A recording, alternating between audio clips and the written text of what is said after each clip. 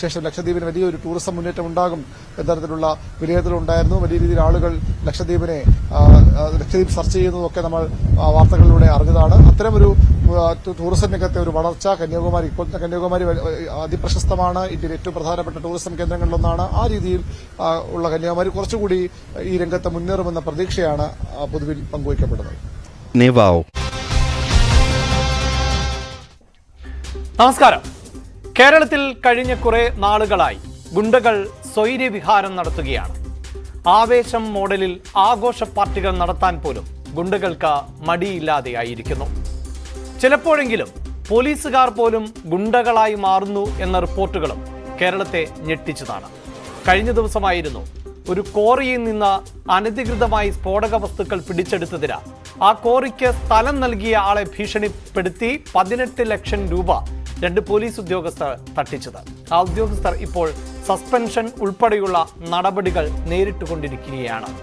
ഇതിനിടയിലായിരുന്നു ആലപ്പുഴയിൽ യുവ വ്യവസായിയെ തോക്കു ചൂണ്ടി കൊലപ്പെടുത്താൻ ശ്രമമുണ്ടായി എന്ന വാർത്ത ന്യൂസ് 18 പുറത്തുവിട്ടത്. അവിടെയാകട്ടെ പ്രതിസ്ഥാനത്ത് നിൽക്കുന്നവരിൽ രാഷ്ട്രീയ നേതാക്കളും ഉണ്ട്.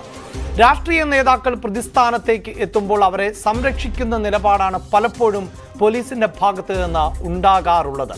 ഇതിനിടയിൽ ജാമ്യത്തിൽ ഇറങ്ങിയതിന് പിന്നാലെ ആലപ്പുഴയിൽ ഗുണ്ടാ നേതാവ് മദ്യപാർട്ടിയും നടത്തി. യുവ വ്യവസായിയെ കൊലപ്പെടുത്താൻ ശ്രമിച്ച കേസിലെ പ്രതിയാണ് കോടതിയെ കബളിപ്പിച്ച് ജാമ്യത്തിൽ ഇറങ്ങിയത്. ഈ കേസിൽ പോലീസ് ഒത്തുകളിക്കുന്നുണ്ടോ? സ്പോട്ട് ലൈവ് പരിശോധിക്കുന്നു. എല്ലാ പ്രേക്ഷകർക്കും സ്വാഗതം.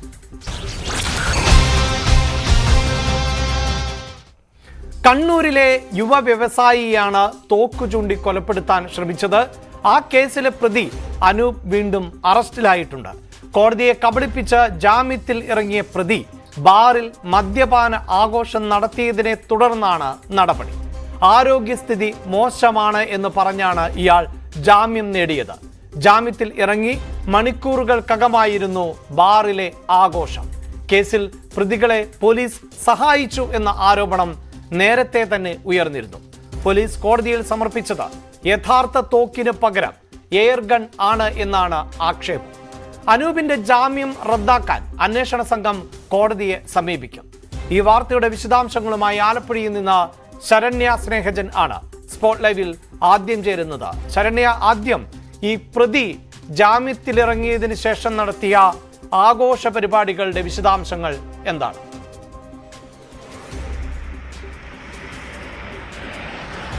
അഭിലാഷ്, ആദ്യഘട്ടം മുതൽ തന്നെ അട്ടിമറി ശ്രമം നടക്കുന്ന ഒരു കേസാണ്. കണ്ണൂരിൽ നിന്നുള്ള യുവ വ്യവസായിയെ ആലപ്പുഴ കഞ്ഞിക്കുഴിയിൽ തോക്കു ചൂണ്ടി കൊലപ്പെടുത്താൻ ശ്രമിച്ച വധശ്രമ കേസ്. ഈ കേസിലാണ് ഇപ്പോൾ നിർണായകമായ മറ്റൊരു സംഭവം ഉണ്ടായിട്ടുള്ളത്. അതായത് കഴിഞ്ഞ ദിവസം ഈ പ്രതിയായ, അതായത് കേസിലെ 1ാം പ്രതിയായ അനൂപ് ജാമ്യത്തിലിറങ്ങിയിരുന്നു. ആ ജാമ്യ വ്യവസ്ഥയിൽ പ്രധാനമായി കാട്ടിയിരുന്നത് ഒന്ന്, അനൂപിന് ശസ്ത്രക്രിയ കഴിഞ്ഞതുകൊണ്ട് തന്നെ അനൂപിന് പ്രധാനമായും ആരോഗ്യ പ്രശ്നങ്ങളുണ്ട്. ആരോഗ്യ പ്രശ്നങ്ങൾ പരിഗണിച്ച് ജാമ്യം നൽകണം എന്നുള്ളതാണ്. 2, കേസിൽ പ്രോസിക്യൂഷനും ഒപ്പം തന്നെ പോലീസിനും ഒരുപോലെ വീഴ്ച വന്നൊരു സംഭവം എന്ന് പറയുന്നത് ഈ കേസിൽ അനൂപിന്റെ വീട്ടിൽ നിന്ന് കണ്ടെത്തിയ തോക്ക് എയർഗൺ ആണ് എന്നുള്ളതാണ്. അതുകൊണ്ട് തന്നെ ആംസ് ആക്ട് പോലെയുള്ള ഗുരുതരമായ വകുപ്പുകൾ ചുമത്താൻ കഴിയാതെ നിസ്സാരമായ വകുപ്പുകൾ ചുമത്തി പോലീസിന് ഈ കേസ്, വധശ്രമ കേസാണ് എടുത്തിട്ടുണ്ടെങ്കിൽ പോലും ഈ കേസിൽ പ്രതിയെ കോടതിയിൽ ഹാജരാക്കേണ്ടതായി വന്നു. ആരോഗ്യ പ്രശ്നങ്ങൾ അടക്കം പരിഗണിച്ചുകൊണ്ട് കോടതി പ്രതിക്ക് ജാമ്യം നൽകി. മിനിഞ്ഞാന്ന് വൈകിട്ടോടുകൂടിയാണ് അനൂപ് ഇത്തരത്തിൽ ജാമ്യത്തിൽ ഇറങ്ങുന്നത്. ഇന്നലെ രാത്രിയോടുകൂടി അടുത്ത കേസിൽ അനൂപ് വീണ്ടും അറസ്റ്റിലായി എന്നുള്ളതാണ്.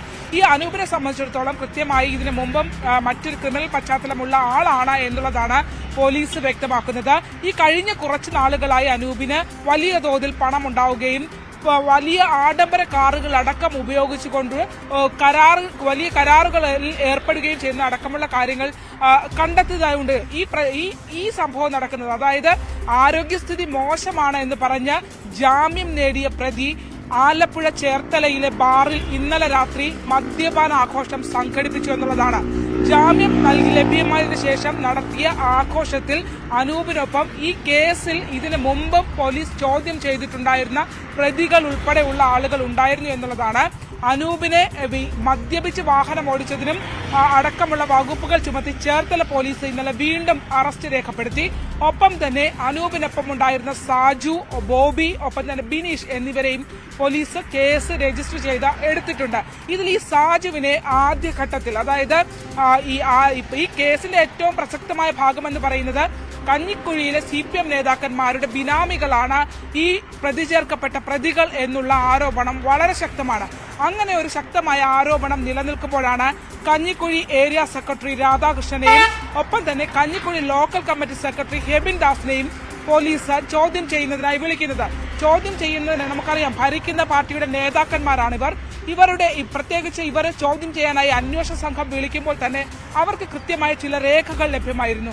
അതായത് ഈ കേസിൽ പ്രധാനമായും പ്രതികളുമായി അനൂപുമായും മനോജുമായി, ഈ രണ്ടാം പ്രതി ഇതുവരെ കണ്ടെത്താൻ പോലീസിന് ആയിട്ടില്ല എന്നുള്ളതാണ് പ്രധാനപ്പെട്ട കാര്യം.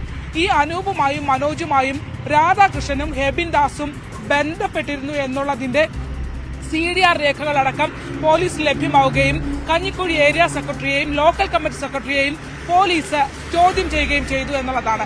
അപ്പോ ഇത്തരത്തിലൊരു പോലീസിന്റെ സഹായം, ഒപ്പം തന്നെ ഭരിക്കുന്ന പാർട്ടിയിലെ നേതാക്കന്മാരുടെ സഹായം കൃത്യമായി പ്രതികൾക്കുണ്ടായിരുന്നു. അതുകൊണ്ട് തന്നെ വളരെ പെട്ടെന്ന് ഈ കേസ് കോടതിയിലേക്ക് എത്തുകയും പ്രതിക്ക് ജാമ്യം ലഭിക്കുകയും ചെയ്തു എന്നുള്ളതാണ്. അതിൽ ഈ ജാമ്യം ലഭ്യമാകുന്നതിന് മുമ്പ് തന്നെ തലേ ദിവസം തന്നെ നാളെ പ്രതിക്ക് ജാമ്യം കിട്ടും എന്നുള്ള രീതിയിൽ വ്യാപകമായൊരു പ്രചാരണം ഉണ്ടാവുകയും ചെയ്തിരുന്നു. വളരെ കൂളായി വന്ന് ജാമ്യം എടുത്ത് പ്രതി പോവുകയും ചെയ്തു. പ്രോസിക്യൂഷന് കാര്യമായി ഈ കേസിൽ ഒന്നും തന്നെ പറയാൻ കോടതിയിൽ ഉണ്ടായിരുന്നില്ല. അതുകൊണ്ട് തന്നെ കേസിന്റെ അട്ടിമറി ശ്രമത്തിന്റെ ഒരു ഭാഗം കോടതിയിലേക്കും എത്തിയെന്നുള്ളതാണ്. കോടതിയിൽ ആരോഗ്യസ്ഥിതി മോശമാണെന്ന് പറഞ്ഞ് ജാമ്യം നേടിയ ഒരു പ്രതി കോടതിയെ കൂടി കബളിപ്പിച്ചുകൊണ്ടാണ് ഇപ്പോൾ ചേർത്തലയിലെ ബാറിൽ മദ്യപാന ആഘോഷം സംഘടിപ്പിച്ചതെന്നുള്ളതാണ്. ആരോഗ്യസ്ഥിതിക്ക് യാതൊരു പ്രശ്നവും ഉണ്ടായിരുന്നില്ല. ചികിത്സയ്ക്കുമല്ല പോയത്, മറിച്ച് പോയത് ബാറിലേക്കാണ്. ബാറിൽ ഈ കേസിൽ പോലീസ് ഇപ്പോഴും സംശയിക്കുന്ന ചില ആളുകളുമായി ചേർന്നുള്ള ആഘോഷമാണ് അവിടെ നടത്തിയിട്ടുള്ളത്. എന്തായാലും ഈ കേസിൽ പ്രധാനമായി ഗൂഢാലോചനയിൽ പങ്കുണ്ടോ എന്ന് സംശയിക്കുന്ന ബിനീഷ് എന്നയാളെ പട്ടണക്കാട് പോലീസ് ഈ കേസിൽ ഇപ്പോഴും ചോദ്യം ചെയ്തുകൊണ്ടിരിക്കുകയാണ്. അയാൾ പോലീസ് കസ്റ്റഡിയിലാണ്. ഇയാൾക്കും മദ്യപിച്ച് വാഹനം ഓടിച്ചതടക്കമുള്ള കേസ് രജിസ്റ്റർ ചെയ്യുകയും ചെയ്തിട്ടുണ്ട്. പ്രധാനപ്പെട്ട ഒരു സംഭവം എന്ന് പറയുന്നത് ഈ കേസിലെ തോക്ക് കണ്ടെത്താൻ ഇതുവരെ അന്വേഷണ സംഘത്തിന് കഴിയുന്നില്ല എന്നുള്ളതാണ്. അതായത് ഈ രണ്ടാം പ്രതിയായ മനോജ് പലരോടും വ്യക്തമാക്കിയിട്ടുണ്ട്. അതായത് ഒന്നാം പ്രതിയായ അനൂപാണ് ഇത്തരത്തിൽ എറണാകുളത്ത് നിന്ന് തോക്ക് കൊണ്ടുവന്നിട്ടുള്ളത് എന്നുള്ളത് പറഞ്ഞിട്ടുണ്ട്. ഒപ്പം ഇതിൽ നിർണായകമായ ഒരു കാര്യമെന്ന് പറയുന്നത് ഈ കേസിലെ പരാതിക്കാരനായ യുവ അഭിഭാഷകൻ അയാൾ നമ്മളോട് വ്യക്തമാക്കിയിരുന്നു. അതായത് തന്നെ പോലീസ് കാണിച്ച തോക്ക് തനിക്ക് നേരെ ചൂണ്ടിയ തോക്കല്ല എന്നുള്ളതാണ്. അതിന്റെ അടയാളങ്ങൾ സഹിതം അയാൾ പറഞ്ഞു അത് ഒറിജിനൽ തോക്കാണ്. മാത്രമല്ല അത് ചൂണ്ടിയത് ഇപ്പോൾ പോലീസ് തന്നെ കാണിച്ചിരിക്കുന്നത് ഒരു പഴയ എയർഗൺ ആണ്, അതല്ല തനിക്ക് നേരെ ചൂണ്ടിയത് എന്നുള്ളതാണ്. പക്ഷേ നടു റോട്ടിൽ ഇത്തരത്തിൽ ഒരു യുവ വ്യവസായിയെ തോക്കു ചൂണ്ടി കൊലപ്പെടുത്താൻ ശ്രമിച്ച കേസിലേക്ക് പോയ കേസിന്റെ ഒരു ഹിസ്റ്ററി നമ്മൾ പരിശോധിക്കുകയാണെങ്കിൽ തീർച്ചയായും പണമിടപാടുകൾ തന്നെയാണ്. അതിൽ രാഷ്ട്രീയ ബന്ധങ്ങളുണ്ട്, പോലീസിന് ബന്ധങ്ങളുണ്ട്. മാത്രമല്ല ഈ അനൂപിനെ പോലൊരാൾക്ക് ജാമ്യത്തിലിറങ്ങുമ്പോൾ ആരോഗ്യ കാരണങ്ങൾ പറഞ്ഞുകൊണ്ട് ജാമ്യത്തിലിറങ്ങി നേരെ ബാറിലേക്ക് പോയി. ബാറ് എന്ന് പറയുമ്പോൾ നമുക്കറിയാമല്ലോ അത് തുറന്ന ഒരു ഇടങ്ങളിൽ ഉള്ളതാണ്. അങ്ങനെ നമ്മുടെ നിയമ സംവിധാനങ്ങളെ അടക്കം ചോദ്യം ചെയ്തുകൊണ്ടുള്ള വലിയ ആഘോഷങ്ങൾ നടത്താൻ അദ്ദേഹത്തിന് സാധിക്കുന്നുവെങ്കിൽ അതിന് കാരണം ഈ കൂട്ടുകെട്ട് തന്നെയല്ലേ?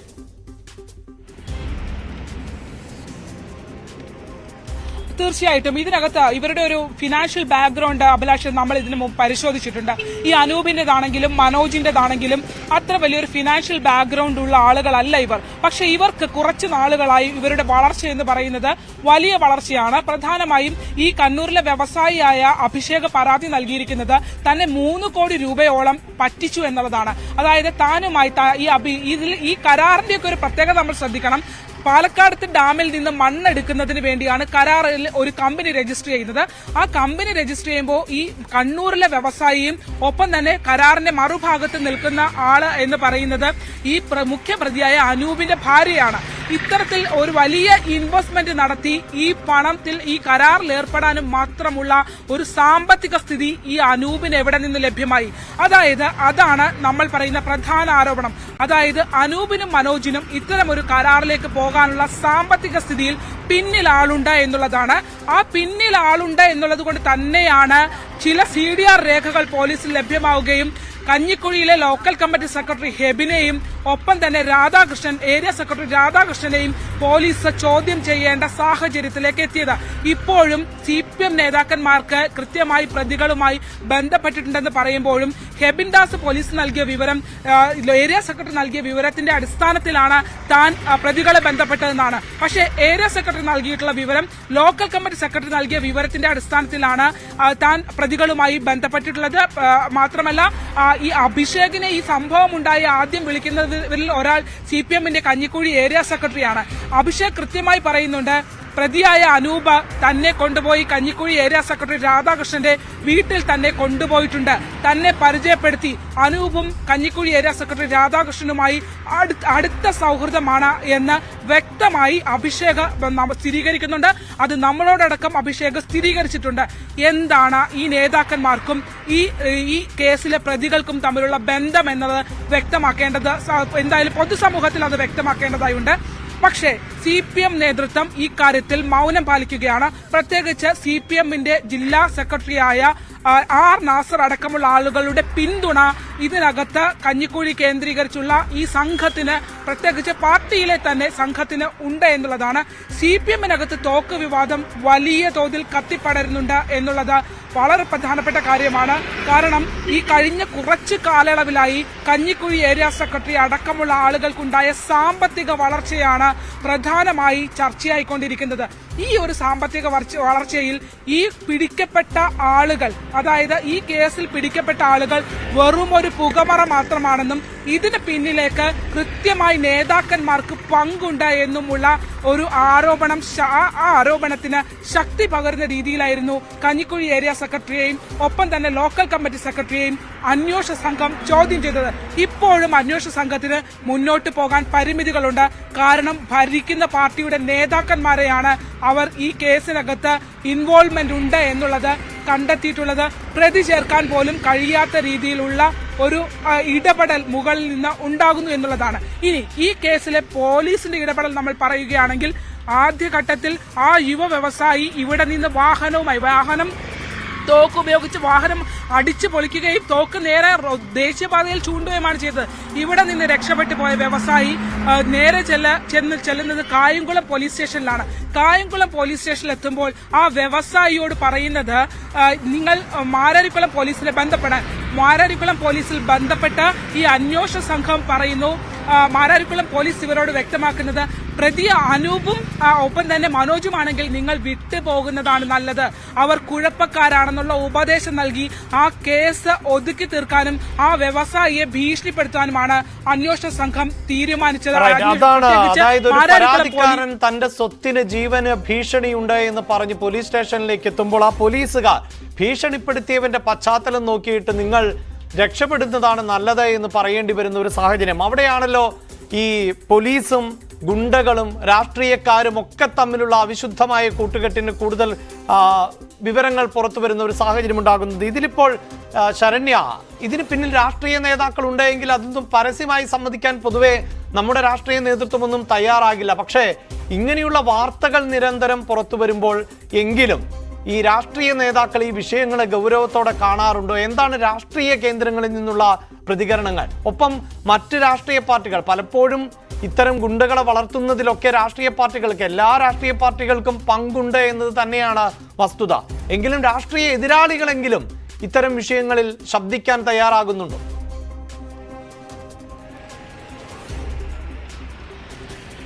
ഇതിനകത്ത് അഭിലാഷേ ഏറ്റവും രസകരമായ ഒരു കാര്യം എന്ന് പറയുന്നത്, ഈ കേസിൽ ആദ്യഘട്ടം മുതൽ തന്നെ പോലീസിന്റെ ഒരു ഇടപെടലാണ്.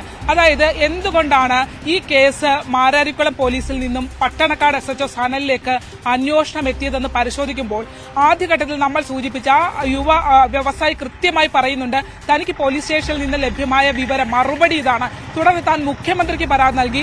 കണ്ണൂരിലെ രാഷ്ട്രീയ ബന്ധങ്ങൾ ഉപയോഗിച്ചാണ് ഈ കേസ് ഒന്ന് ഉയർത്തിക്കൊണ്ടുവരാൻ തനിക്ക് പറ്റിയതെന്ന് ആ യുവ വ്യവസായി നമ്മളോട് കൃത്യമായി പറയുന്നുണ്ട്.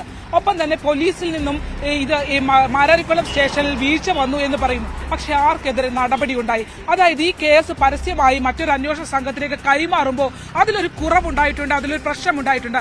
ആ പ്രശ്നത്തിൽ നടപടിയെടുക്കാൻ എന്തുകൊണ്ട് ഈ ജില്ലാ പോലീസ് മേധാവിക്ക് കഴിഞ്ഞില്ല എന്നുള്ള ഒരു ചോദ്യം വളരെ പ്രധാനപ്പെട്ടതാണ്. ഈ കേസ് അവർ അന്വേഷിക്കാൻ മുതിരുമ്പോൾ പോലും തനിക്ക് കീഴിൽ മാരാരിക്കുളം പോലീസിന് വീഴ്ച ഉണ്ടായ സംഭവത്തിൽ എന്തെങ്കിലും നടപടി ഉണ്ടായിട്ടുണ്ടോ എന്നുള്ളതിന് ഇതുവരെ ഒരു മറുപടി നൽകാനായി പോലീസിന് കഴിഞ്ഞിട്ടില്ല. അതെന്തുകൊണ്ട്? അത് ഭരണത്തിന്റെ സ്വാധീനം കൊണ്ട് തന്നെയാണ്. മാരാരിക്കുളം സ്റ്റേഷനും കഞ്ഞിക്കുഴി പാർട്ടിയും കഞ്ഞിക്കുഴിയിലെ നേതാക്കന്മാരെയും കേന്ദ്രീകരിച്ച് ഇതിനു മുമ്പും ധാരാളം വിവാദങ്ങൾ ഉണ്ടായിട്ടുണ്ട്. കേസ് ഒത്തുതീർപ്പാക്കുന്നു, അക്രമ സംഭവങ്ങൾ, അനാവശ്യമായി ഇടപെടൽ പാർട്ടി നേതാക്കന്മാരുടെ ഭാഗത്തു നിന്നുണ്ടാകുന്നു. ആ സംഭവങ്ങൾ അതിന് വഴങ്ങി നിൽക്കുന്ന ഒരു സ്റ്റേഷൻ എന്ന കുപ്രസിദ്ധിയുള്ള ഒരു സ്റ്റേഷനാണ് മാരാരിക്കുളം സ്റ്റേഷൻ. അതുകൊണ്ട് തന്നെ ആ പോലീസുകാർക്കെതിരെ എന്ത് നടപടിയെടുത്തു? 2, ഈ കേസിനകത്ത് ഈ പ്രതിയുടെ, അതായത് അഭിഷേക് എന്ന ആ വ്യവസായിയുടെ പോർഷെ കാറ് ഈ പ്രതിയുടെ പ്രതി അനധികൃതമായാണ് കൈവശം വെച്ചിരിക്കുന്നത് എന്നുള്ളതാണ് വ്യക്തമാക്കുന്നത്, പരാതി നൽകിയിട്ടുള്ളത്. ആ കാർ അന്വേഷിച്ച് പോലീസ് ചെല്ലുമ്പോൾ ഈ കാർ മൂന്നാമതായി കൈവശം വെച്ചിരുന്നത് വിനീത് എന്ന ഒരു മുഹമ്മയിലെ സിവിൽ പോലീസ് ഓഫീസറുടെ കയ്യിലാണ് ഉണ്ടായിരുന്നത് എന്ന് കൃത്യമായി പോലീസിന് കണ്ടെത്താൻ കഴിഞ്ഞിട്ടുണ്ട്. വിനീതിനെ പോലീസ് ചോദ്യം ചെയ്തിട്ടുണ്ട്. പക്ഷേ വിനീതിനെതിരെ എന്ത് നടപടി ഉണ്ടായി? അത് തന്നെയാണ് നമുക്ക് പറയാനുള്ളത്. പോലീസും ഭരിക്കുന്നവരും ഗുണ്ടാ മാഫിയയും തമ്മിലുള്ള അവിശുദ്ധ കൂട്ടുകെട്ടിന്റെ ആലപ്പുഴയിലെ പ്രത്യക്ഷ ഉദാഹരണമാണ് ഈ കേസെന്ന് നമുക്ക് കൃത്യമായി പറയാനാകും. അതുകൊണ്ട് തന്നെയാണ് പല കാര്യങ്ങളിലും നടപടി ഉണ്ടായിട്ടുണ്ട്. കേസ് മാറ്റുന്നു, വേറൊരു അന്വേഷണ സംഘത്തെ ഏൽപ്പിക്കുന്നു. എന്നാൽ കേസ് മാറ്റാനുള്ള സാഹചര്യം എന്താണ്? വീഴ്ച വന്ന ഉദ്യോഗസ്ഥർക്കെതിരെ എന്ത് നടപടി എടുത്തു? ഇതിനകത്തൊന്നും ഒരു മറുപടിയില്ല. മാത്രമല്ല CPM പ്രത്യേകിച്ച് വളരെയധികം കേഡർ സ്വഭാവത്തോടുകൂടി ഉള്ള ഒരു പാർട്ടിയാണ് എന്ന് അവകാശപ്പെടുന്ന പാർട്ടിയാണ് CPM.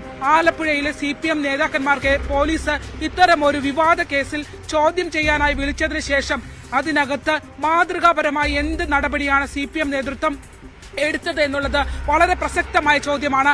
ആ ചോദ്യത്തിൽ ഇതുവരെ ആലപ്പുഴയിലെ CPM നേതൃത്വം മൗനം പാലിക്കുകയാണ്. വെറുമൊരു കേസല്ല, ഒരു വ്യവസായ സംരംഭം നടത്തുന്നതിനായി ആലപ്പുഴയിലെത്തിയ ഒരു വ്യവസായിയെ തോക്കു ചൂണ്ടി നടു റോട്ടിൽ കൊലവിളി നടത്തിയ സംഭവത്തിനകത്താണ് പാർട്ടി നേതാക്കന്മാരായ രാധാകൃഷ്ണനെയും ഹെബിൻദാസിനെയും പോലീസ് ചോദ്യം ചെയ്യുന്നതിനായി വിളിച്ചു വരുത്തിയത്. ആ CDR രേഖകൾ കൃത്യമായി ഇവരുമായി ബന്ധപ്പെട്ട കോൾ ഡീറ്റെയിൽസ് ഉണ്ട്. എന്തുകൊണ്ട് ഇവർക്കെതിരെ നടപടിയെടുക്കാൻ പാർട്ടി നേതൃത്വത്തിന് കഴിയുന്നില്ല എന്നുള്ള ചോദ്യം വളരെ പ്രധാനപ്പെട്ടതാണ്. ആ ചോദ്യത്തിന് ഒറ്റ ഉത്തരമേ നമുക്ക് നടപടിയെടുക്കാത്തിടത്തോളം പറയാൻ കഴിയൂ. ഇവർ എല്ലാവരും ചേർന്നുള്ള കൂട്ടുകച്ചവടമാണ് ഇവിടെ നടക്കുന്നത് എന്നുള്ളതാണ്. അതുകൊണ്ട് തന്നെയാണ് 2 വർഷക്കാലം 2 ടേമുകളായുള്ള ഭരണത്തിന്റെ തണലിൽ ഇവർക്കുണ്ടായ സാമ്പത്തിക സ്രോതസ് അടക്കം പാർട്ടി അന്വേഷിക്കേണ്ടതായുണ്ട്. അന്വേഷണ സംഘം അക്കാര്യങ്ങളൊക്കെ പരിശോധിക്കുന്നുണ്ട് എന്നുള്ളതാണ് നമുക്ക് മനസ്സിലാക്കാൻ കഴിഞ്ഞിട്ടുള്ളത്.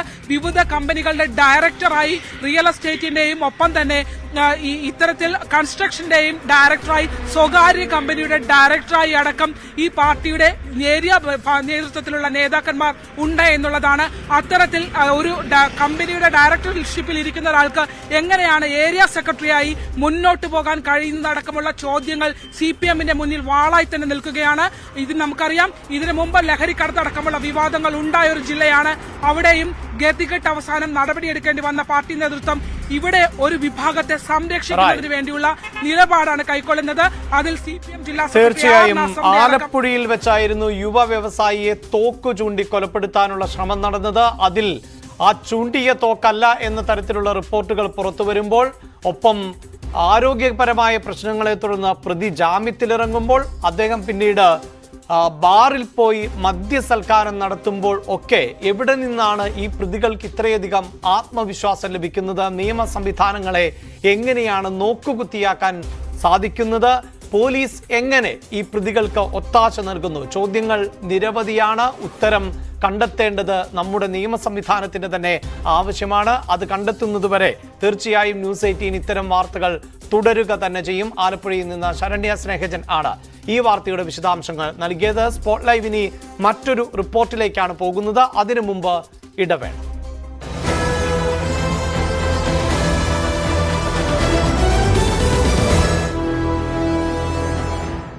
വരെയാണ് പ്രധാനമന്ത്രി നരേന്ദ്രമോദിയുടെ ധ്യാനം തുടരുക. ഇനി 6 മണിക്കൂറുകൾ കൂടി. മെനങ്ങാന്ന് വൈകിട്ട് 6 മണിക്കാണ് അദ്ദേഹം വിവേകാനന്ദ പാറയിലെത്തിയത്. അതിനുശേഷം അദ്ദേഹം അവിടെ തന്നെ തുടരുകയാണ്. ഇന്ന് രാവിലെയും അദ്ദേഹം സൂര്യോദയം കാണാനെത്തുകയും അതിനുശേഷം നടത്തിയ പൂജകളും പ്രാർത്ഥനയും ഒക്കെ നമ്മൾ കണ്ടതാണ്. നിരവധി ആളുകൾ ഇന്നും അദ്ദേഹത്തെ കാണാനായി അവിടേക്ക് എത്തുന്നുണ്ട്. അത്തരം ദൃശ്യങ്ങളൊന്നും പക്ഷേ നമുക്ക് പകർത്താനുള്ള അനുമതിയില്ല. പൂർണ്ണമായും പോലീസ് ആ ഭാഗത്തേക്കുള്ള ക്യാമറകൾ ആ ഭാഗത്തേക്ക്, അതായത് വിവേകാനന്ദ പാറ തിരുവള്ളൂർ പ്രതിമ ഉൾപ്പെടുന്ന ഭാഗത്തേക്ക് ക്യാമറ തിരിക്കാൻ അനുമതി നൽകുന്നില്ല. സുരക്ഷാക്രമീകളുടെ ഭാഗമായതെന്നാണ് വിശദീകരണം. പക്ഷേ നിരവധി ആളുകൾ അവിടെ വന്നു പോകുന്നുമുണ്ട്. ഏതായാലും ഇന്ന് വളരെ പ്രധാനപ്പെട്ട ദിവസമാണ് ഇന്ത്യൻ രാഷ്ട്രീയത്തിൽ. പ്രധാനമന്ത്രി നരേന്ദ്രമോദിക്കും വളരെ പ്രധാനപ്പെട്ട നിർണായകമായ ദിനം. അവസാനഘട്ട വോട്ടെടുപ്പ്. അദ്ദേഹം മത്സരിക്കുന്ന വാരണാസിയിൽ ഇന്ന് വോട്ടെടുപ്പാണ്. ആ സാഹചര്യത്തിൽ അദ്ദേഹം ഇവിടെയുള്ളത് ഇവിടെ നിന്ന് ഒരു വലിയ പുതിയ ആത്മവിശ്വാസത്തോടെ ഊർജ്ജത്തോടുകൂടി സർക്കാർ രൂപീകരണത്തിലേക്ക് കടക്കാമെന്ന പ്രതീക്ഷയാണ് നരേന്ദ്രമോദിയും ബിജെപി കേന്ദ്രങ്ങളും പുലർത്തുന്നത്.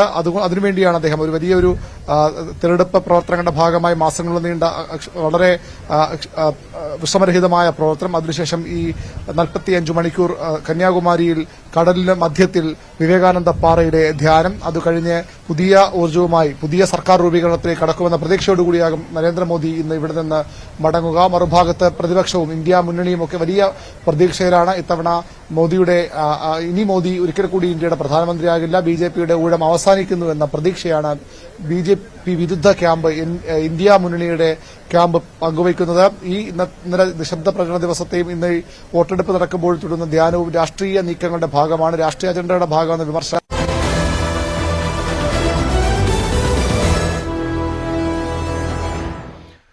സ്പോട്ട് ലൈവ് മറ്റൊരു വാർത്തയിലേക്ക് പോകുന്നു. തിരുവനന്തപുരം നെയ്യാറ്റിൻകര അറക്കുന്നിൽ മകളുടെ കഴുത്തു മുറിച്ച ശേഷം അമ്മ ജീവനൊടുക്കി. അറക്കുന്ന് സ്വദേശി ലീലയാണ് മരിച്ചത്. ഗുരുതരാവസ്ഥയിലുള്ള മകൾ ബിന്ദുവിനെ മെഡിക്കൽ കോളേജിൽ പ്രവേശിപ്പിച്ചു. രോഗാവസ്ഥയിൽ കഴിയുന്ന മകളെ നോക്കാനുള്ള ബുദ്ധിമുട്ടാണ് കൃത്യത്തിന് കാരണം എന്നാണ് പ്രാഥമിക നിഗമനം.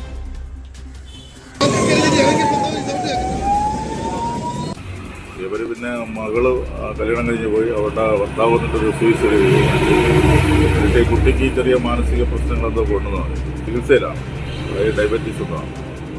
അപ്പോൾ വേറെ വെളിയിൽ പ്രശ്നമൊന്നുമില്ല, അമ്മ തന്നെയാണ് നോക്കുന്നത്. ഇതിന് കാരണമായിട്ടുള്ള എന്തെങ്കിലും സംഭവത്തിനെ സംബന്ധിച്ച് നമുക്കൊന്നും അറിവില്ല.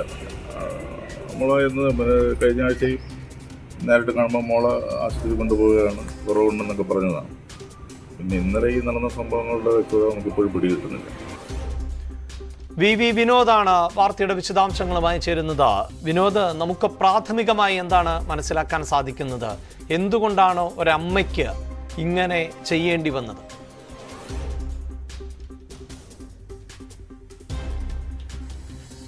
അഭിലാഷ്, ഏറ്റവും മോശമായ ജീവിത സാഹചര്യങ്ങൾ അതുതന്നെയാണ് ലീലയെ കൊണ്ട് ഇത്തരമൊരു കുറ്റകൃത്യം അല്ലെങ്കിൽ കടുംകൈ ചെയ്യാൻ പ്രേരിപ്പിച്ചത് എന്ന് പറയേണ്ടിയിരിക്കുന്നു. 75 വയസ്സുള്ള വ്യക്തിയാണ് ലീല. മകളെ കൊലപ്പെടുത്തി ആത്മഹത്യ ചെയ്യാനുള്ള ശ്രമമായിരുന്നു. ലീല മരിച്ചു, എന്നാൽ ഗുരുതരാവസ്ഥയിൽ മകൾ ആശുപത്രിയിൽ തുടരുകയാണ്. ലീല നെയ്യാറ്റിൻകര അറക്കുന്ന് സ്വദേശിയാണ്. ഇവരുടെ ഒരു സാഹചര്യം പരിശോധിച്ചാൽ ഭർത്താവ് കുറച്ച് കാലം മുൻപ് മരണപ്പെട്ടിരുന്നു. ഒരു മകൻ ഉണ്ടായിരുന്നത് ഹൃദ്രോഗിയായിരുന്നു. ഈ മകനും കുറച്ചുനാൾ മുൻപ് മരിച്ചു. മകളാകട്ടെ ഹൃദ്രോഗിയാണ്, കിടപ്പ് രോഗിയുമാണ്. 75 വയസ്സാകുന്നു ലീലയ്ക്ക്. മകളെ നോക്കാൻ മറ്റാരുമില്ല എന്ന ഒരു ആകുലത ഈ അമ്മയെ വല്ലാതെ അലട്ടിയിരുന്നു. ഏറ്റവും ഒടുവിലാണ് മകളെ കൊലപ്പെടുത്തി സ്വയം ജീവൻ ഒടുക്കാനുള്ള ഒരു തീരുമാനത്തിലേക്ക് പോയത്. കഴിഞ്ഞ ദിവസം രാത്രിയായിരുന്നു ഈ സംഭവം. കത്തുകൊണ്ട് മകളുടെ കഴുത്ത് മുറിക്കുകയായിരുന്നു. ആഴത്തിലുള്ള മുറിവുണ്ട്. അതിനുശേഷം വീട്ടിൽ തന്നെ ഉണ്ടായിരുന്ന മണ്ണെണ്ണ ശരീരത്തിൽ ഒഴിച്ച് ലീല തീ കൊളുത്തുകയായിരുന്നു. ലീല മരണപ്പെട്ടു. മകൾ ബിന്ദു ഗുരുതരാവസ്ഥയിൽ ആശുപത്രിയിൽ തുടരുകയാണ്. നമ്മൾ അന്വേഷിക്കുമ്പോൾ നാട്ടുകാരിൽ നിന്ന് മനസ്സിലാക്കാൻ കഴിയുന്നത് തീർത്തും നിർധനമായ ഒരു സാഹചര്യമായിരുന്നു. മകളുടെ ചികിത്സയ്ക്ക് പോലും, അതായത് ആശുപത്രിയിൽ മകളെ ഓട്ടോയിൽ കൊണ്ടുപോകുന്നതിന് പോലുമുള്ള ഒരു സാഹചര്യം ഉണ്ടായിരുന്നില്ല. നെയ്യാറ്റിൻകര ഗേൾസ് ഹയർ സെക്കൻഡറി സ്കൂളിൽ താൽക്കാലികമായ ഒരു ജോലി ഉണ്ടായിരുന്നു. ചെറിയ ശമ്പളത്തിന് ലീലയ്ക്കൊരു ജോലി ഉണ്ടായിരുന്നു. പക്ഷേ ആ തുക കൊണ്ട് ഒന്നുമാകാത്ത സാഹചര്യമായിരുന്നു.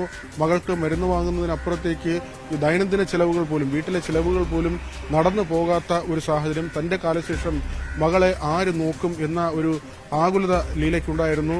അത് അയൽവാസികളോട് പലപ്പോഴായി പങ്കുവെക്കുകയും ചെയ്തിരുന്നു. താൻ കൂടി മരിച്ചാൽ മകളെ നോക്കാൻ ആരുമുണ്ടാകില്ല, കിടപ്പ് രോഗിയാണ്, ആര് മകളെ സംരക്ഷിക്കും, ഇങ്ങനെ ഒരു ചിന്ത വല്ലാതെ അലട്ടിയിരുന്നു. മാത്രവുമല്ല, ഭർത്താവിന്റെയും മകന്റെയും മരണങ്ങൾ അത് ലീലയെ വല്ലാതെ തളർത്തുകയും ചെയ്തു.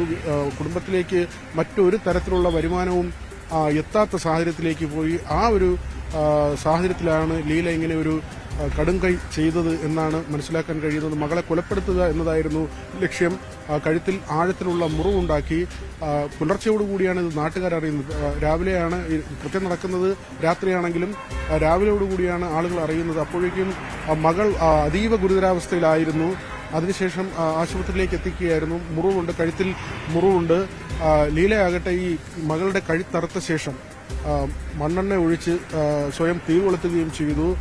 90% പൊള്ളൽ ശരീരത്തിലുണ്ടായി. അങ്ങനെയാണ് ലീലയ്ക്ക് ജീവൻ നഷ്ടമായെന്നാണ് നമുക്ക് പ്രാഥമികമായി മനസ്സിലാക്കുന്നത്. ഇനി പോസ്റ്റ്മോർട്ടം റിപ്പോർട്ട് ഉൾപ്പെടെയുള്ള കാര്യങ്ങൾ പുറത്തു വരേണ്ടതുണ്ട്. ഈ ചികിത്സാ സംബന്ധമായ കാര്യങ്ങളിൽ വലിയ ബുദ്ധിമുട്ടി കുടുംബം അനുഭവിച്ചിരുന്നു എന്നതാണ് നാട്ടുകാരിൽ നിന്ന് മനസ്സിലാക്കാൻ കഴിയുന്നത്. അതുകൊണ്ട് ഏറ്റവും ഒടുവിൽ ഇങ്ങനെ ഒരു കടുംകൈ ചെയ്യുന്നതിലേക്ക് പോയി എന്ന് മനസ്സിലാക്കുകയും ചെയ്യുന്നു. അല്ലേ, അവിടെ സൂചിപ്പിച്ചതുപോലെ വിനോദ്, അത്രമേൽ വലിയ ബുദ്ധിമുട്ട് ഈ കുടുംബം നേരിട്ടിരുന്നു എന്നാണ്. നമുക്കിപ്പോൾ പലപ്പോഴും സർക്കാർ സംവിധാനങ്ങളുണ്ട്, ജനപ്രതിനിധികളുണ്ട്, വിവിധ രാഷ്ട്രീയ പാർട്ടികളുണ്ട്. ഇവരൊന്നും ആ കുടുംബത്തിന് കൈത്താങ്ങായില്ല എന്നുകൂടിയാണോ മനസ്സിലാക്കേണ്ടത്?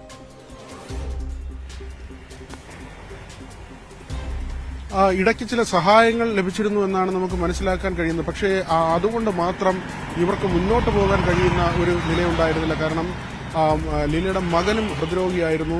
ഭർത്താവ് കുറച്ച് വർഷങ്ങൾക്ക് മുൻപ് മരിച്ചു. അദ്ദേഹത്തിനും ആരോഗ്യ പ്രശ്നങ്ങൾ ഉണ്ടായിരുന്നു എന്നാണ് മനസ്സിലാക്കുന്നത്. ലീലയ്ക്കും ഈ വാർദ്ധക്യത്തിൻ്റെതായ ബുദ്ധിമുട്ടുകളുണ്ട്. 75 വയസ്സാകുന്നു. കുറേയധികം രോഗങ്ങളും മറ്റ് ശാരീരിക പ്രയാസങ്ങളും അലട്ടുന്ന ഒരാളാണ്. അതുകൊണ്ട് തന്നെയാണ് ഈ ഭയപ്പാടുണ്ടായത്. തനിക്ക് എന്തെങ്കിലും സംഭവിച്ചാൽ കിടപ്പ് രോഗിയായ മകളെ പിന്നെ ആര് നോക്കും, ആര് പരിചരിക്കും, ആര് സംരക്ഷിക്കും? ഈ ഒരു ആകുലതയും പേടിയും തന്നെയായിരിക്കണം ലീലയെ കൊണ്ട് ഇങ്ങനെ ഒരു കാര്യം ചെയ്യിച്ചത്. കാരണം ലീല നേരത്തെ തന്നെ നാട്ടുകാരായ പലരോടും ഇക്കാര്യം ആശങ്ക പോലെ തന്നെ പങ്കുവച്ചിരുന്നു. തന്റെ കാലശേഷം മകളെ ആര് നോക്കും എന്നതായിരുന്നു ഈ അമ്മയുടെ ഏറ്റവും വലിയ ഒരു ആശങ്ക. അതിൽ അവർ കണ്ടെത്തിയ മാർഗം അത് ഏറ്റവും വേദന ഉണ്ടാക്കുന്ന ഒരു കാര്യം തന്നെയാണ്. മകളെ കൊലപ്പെടുത്തി ജീവൻ ഒടുക്കുക, സ്വയം അവസാനിക്കുക എന്നൊരു തീരുമാനത്തിലേക്ക് ആ അമ്മ പോയത് ഇങ്ങനെ ഒരു നിസ്സഹായാവസ്ഥയിൽ ആണ് എന്ന് മനസ്സിലാക്കേണ്ടിയിരിക്കുന്നു. ഇവർക്ക് സഹായങ്ങൾ, നേരത്തെ ചില സഹായങ്ങൾ ജനപ്രതിനിധികൾ വഴി ലഭിച്ചിരുന്നു. ചികിത്സാ സഹായം അടക്കമുള്ള ചില കാര്യങ്ങൾ ലഭിച്ചിരുന്നു. പക്ഷേ തുടർ ചികിത്സ, അതിന് വരുന്ന ഭീമമായ തുക, അതിനപ്പുറത്തേക്ക് ഇവരുടെ ദൈനംദിന കാര്യങ്ങൾ മുന്നോട്ട് കൊണ്ടുപോകാനുള്ള സാഹചര്യം, അതില്ലാത്തതിന്റെ ബുദ്ധിമുട്ട്, ഇതെല്ലാം തന്നെയാണ് ഇങ്ങനെ ഒരു കാര്യത്തിലേക്ക് പ്രേരിപ്പിച്ചതെന്ന് മനസ്സിലാക്കുന്നു. ലീലയാകട്ടെ നെയ്യാറ്റിൻകര ഗവൺമെന്റ് ഗേൾസ് സ്കൂളിൽ ചെറിയൊരു ജോലിക്ക് പോവുകയായിരുന്നു. അത് സ്ഥിര ജോലിയല്ല, താൽക്കാലികമായ ജോലിയാണ്. അങ്ങനെ കിട്ടുന്ന ചെറിയ തുച്ഛമായ ഒരു വരുമാനം കൊണ്ടാണ് കുടുംബം പുലർത്തുന്നത്. അതിനപ്പുറത്തേക്ക് കിടപ്പ് രോഗിയായ മകൾക്ക് ആവശ്യമായ പരിചരണം, ഭക്ഷണം, മരുന്ന് തുടങ്ങിയ കാര്യങ്ങളെല്ലാം തന്നെ ഈ തുകയിൽ നിന്ന് കണ്ടെത്തുക പ്രയാസമായിരുന്നു. അവർ പല വഴികൾ മുട്ടി എന്ന് തന്നെയാണ് മനസ്സിലാക്കുന്നത്. ചില സഹായങ്ങൾ നേരത്തെ ലഭിച്ചിരുന്നു, പക്ഷേ അത് ആ കുടുംബത്തിന് പര്യാപ്തമായിരുന്നില്ല. അതിനൊടുവിലാണ് ഏറ്റവും ഒടുവിൽ ഇങ്ങനെ ഒരു കാര്യത്തിലേക്ക് പോകാൻ ലീലയെ പ്രേരിപ്പിച്ചു എന്നത് മനസ്സിലാക്കുന്നത്. ആ നിലയ്ക്കാണ് നമുക്ക് നാട്ടുകാരിൽ നിന്ന് ലഭിക്കുന്ന വിവരവും. അഭിലാഷ്, ഒപ്പം ഈ മകളുടെ ആരോഗ്യനില അത് സംബന്ധിച്ച് എന്തെങ്കിലും വിവരങ്ങൾ പങ്കുവെക്കാൻ സാധിക്കുമോ?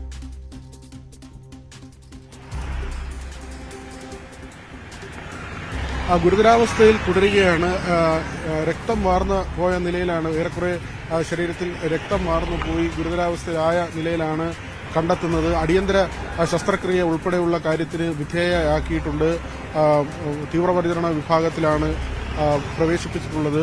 ഈ മകളെ കൊലപ്പെടുത്തി, കഴുത്തറുത്ത് കൊലപ്പെടുത്തി. ഒരുപക്ഷെ ആ അമ്മ കൊലപാതകം നടത്തുമ്പോൾ പോലും മകളുടെ മരണം ഉറപ്പാക്കുന്നതിന് മുൻപ് തന്നെ അവർ ജീവനൊടുക്കാൻ തീരുമാനിച്ചു. അത് ഒരുപക്ഷെ അവരുടെ ഗതികേടായിരിക്കും, മനസ്സില്ലാ മനസ്സോടെ ചെയ്യുന്ന ഒരു കാര്യം എന്ന് തന്നെയാണ് നമുക്ക് മനസ്സിലാക്കാൻ കഴിയുന്നത്. കാരണം ഈ ഒരു നിവൃത്തിയുമില്ലാത്തതുകൊണ്ട് മകളെ കൊലപ്പെടുത്തുക എന്ന ഒരു നിലയിലേക്ക് പോയി. മറ്റാരും നോക്കാനില്ല, ഒരുപക്ഷെ തന്റെ ജീവൻ എന്തെങ്കിലും അപകടം സംഭവിച്ചാൽ മറ്റാരും മകളെ സംരക്ഷിക്കാനുണ്ടാകില്ല എന്ന ഒരു ഭയവും ആശങ്കയും ഒക്കെ കൂടി കലർന്ന ഒരു മനോവികാരത്തിൽ തന്നെയാണ് ലീല ഇത് ചെയ്തത്. ഏതായിരുന്നാലും മകൾ ഇപ്പോഴും ആശുപത്രിയിലാണ്, ഗുരുതരാവസ്ഥയിൽ തുടരുകയാണ്. മകളുടെ മരണം ഉറപ്പാക്കുന്നതിന് മുൻപ് തന്നെ അമ്മ ജീവനൊടുക്കി എന്നതാണ്. ഒരുപക്ഷെ അവർ അത്രയും മാനസിക സമ്മർദ്ദത്തിലൂടെയായിരിക്കണം ആ സമയങ്ങളിൽ കടന്നുപോയത് എന്ന് മനസ്സിലാക്കേണ്ടിയിരിക്കുന്നു. സാമ്പത്തിക ഞെരുക്കം തന്നെയാണ് ഇതിന് കാരണമായി പറയുന്നത്. മറ്റെന്തെങ്കിലും പ്രശ്നമുള്ളതായി പോലീസ് പറയുന്നില്ല. ഇവരുടെ ജീവിത സാഹചര്യം, മരുന്നിനും ആഹാരത്തിനും പോലും നിലയിൽ വകയില്ലാത്ത തരത്തിൽ അവരുടെ ജീവിതം മാറിപ്പോയി. അതുകൊണ്ട് ഇങ്ങനെ ഒരു കൃത്യത്തിലേക്ക് പോയി എന്ന വിവരമാണ്.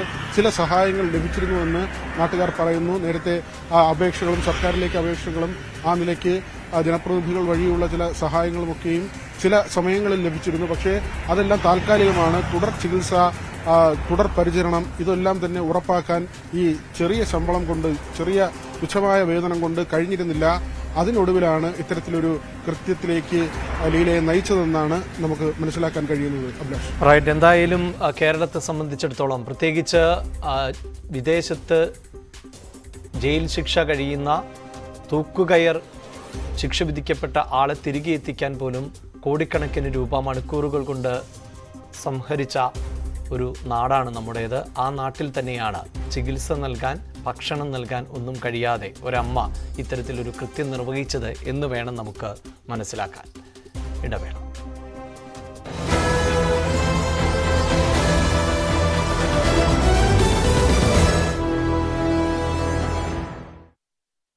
തള്ളിക്കളഞ്ഞുകൊണ്ടാണ് പ്രധാനമന്ത്രി പതിവ് പോലെ അദ്ദേഹം ആത്മീയ പാതയിൽ ഇത്തരം ധ്യാനമൊക്കെ അദ്ദേഹത്തിന് പതിവുള്ളതാണ്, അതിനപ്പുറത്ത് യാതൊരു രാഷ്ട്രീയ ലക്ഷ്യമില്ല എന്ന് BJP വിശദീകരിക്കുന്നു. ഏതായാലും ഇന്ന് വൈകിട്ട് 3 മണിവരെ അദ്ദേഹം ഇവിടെ ധ്യാനത്തിലുണ്ടാകും. അതിനുശേഷം ഇവിടെ നിന്ന് ഹെലികോപ്റ്ററിൽ തിരുവനന്തപുരത്തേക്ക് പോകും. അവിടെ നിന്ന് ഡൽഹിയിലേക്കും പ്രധാനമന്ത്രി നരേന്ദ്രമോദി മടങ്ങും. അരുൺ, കന്യാകുമാരിയിൽ വലിയ നിയന്ത്രണങ്ങൾ ഉണ്ടായിരുന്നു. കനത്ത സുരക്ഷയിലായിരുന്നല്ലോ കന്യാകുമാരിയും പരിസര പ്രദേശവും. ഇന്നിപ്പോൾ പ്രധാനമന്ത്രി മടങ്ങുന്നതോടെ ആ നിയന്ത്രണങ്ങളൊക്കെ മാറി പൂർവ്വസ്ഥിതിയിലേക്കാകും അല്ലേ? സന്ദർശകരൊക്കെ ഉണ്ടോ അവിടെ? തീർച്ചയായും ഇപ്പോഴും വലിയ നിയന്ത്രണം തന്നെയാണ്. സന്ദർശകർ ഉണ്ട്. ഇന്നലത്തെ എത്ര തിരക്ക് ഇപ്പോൾ കാണുന്നില്ല. കാരണം പ്രധാനമന്ത്രി ഉള്ളതുകൊണ്ട് തന്നെ ആളുകൾക്ക് ഇവിടെ ചെറിയ ബുദ്ധിമുട്ടുകൾ, സ്വാഭാവിക ബുദ്ധിമുട്ടാണത്. പ്രധാനമന്ത്രി ഉള്ളപ്പോൾ അതിനനുസരിച്ച് സുരക്ഷാ ക്രമീകരണങ്ങൾ വേണം.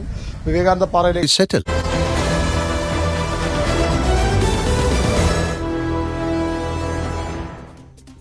രാജ്യാന്തര അവയവ കച്ചവട കേസിൽ മുഖ്യപ്രതികളിൽ ഒരാൾ ഹൈദരാബാദിൽ നിന്നും പിടിയിലായിട്ടുണ്ട്.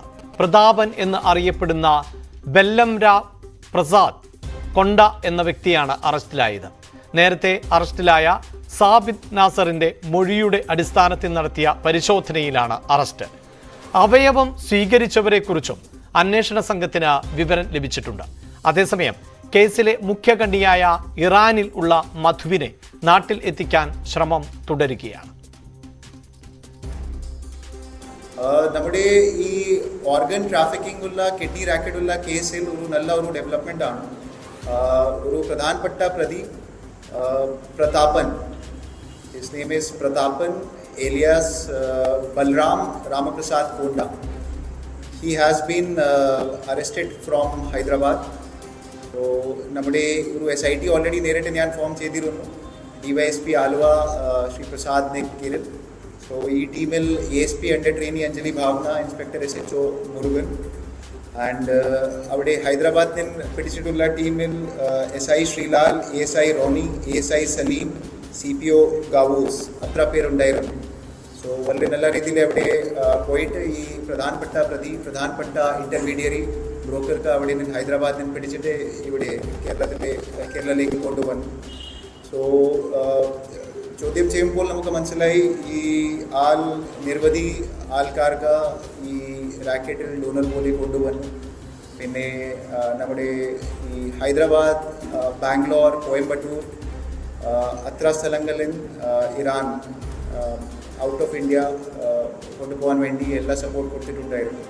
പിന്നെ ഒരു വലിയ ഒരു ക്യാച്ചാണ് ഇയാൾ വിജയവാഡയുടെ നേറ്റീവാണ്, വിജയവാഡ സ്വദേശിയാണ്. സോ ഒരു നല്ല ഒരു അച്ചീവ്മെൻ്റ് ആണ് ഈ കേസിൽ. ഇപ്പോൾ ഫർദർ ഡെവലപ്മെൻറ്റ്സ് കുറേ നമുക്ക് ഇൻഫർമേഷൻ ഈ ആളിനെ ചോദ്യം ചെയ്തിട്ട് നമുക്ക് കിട്ടും.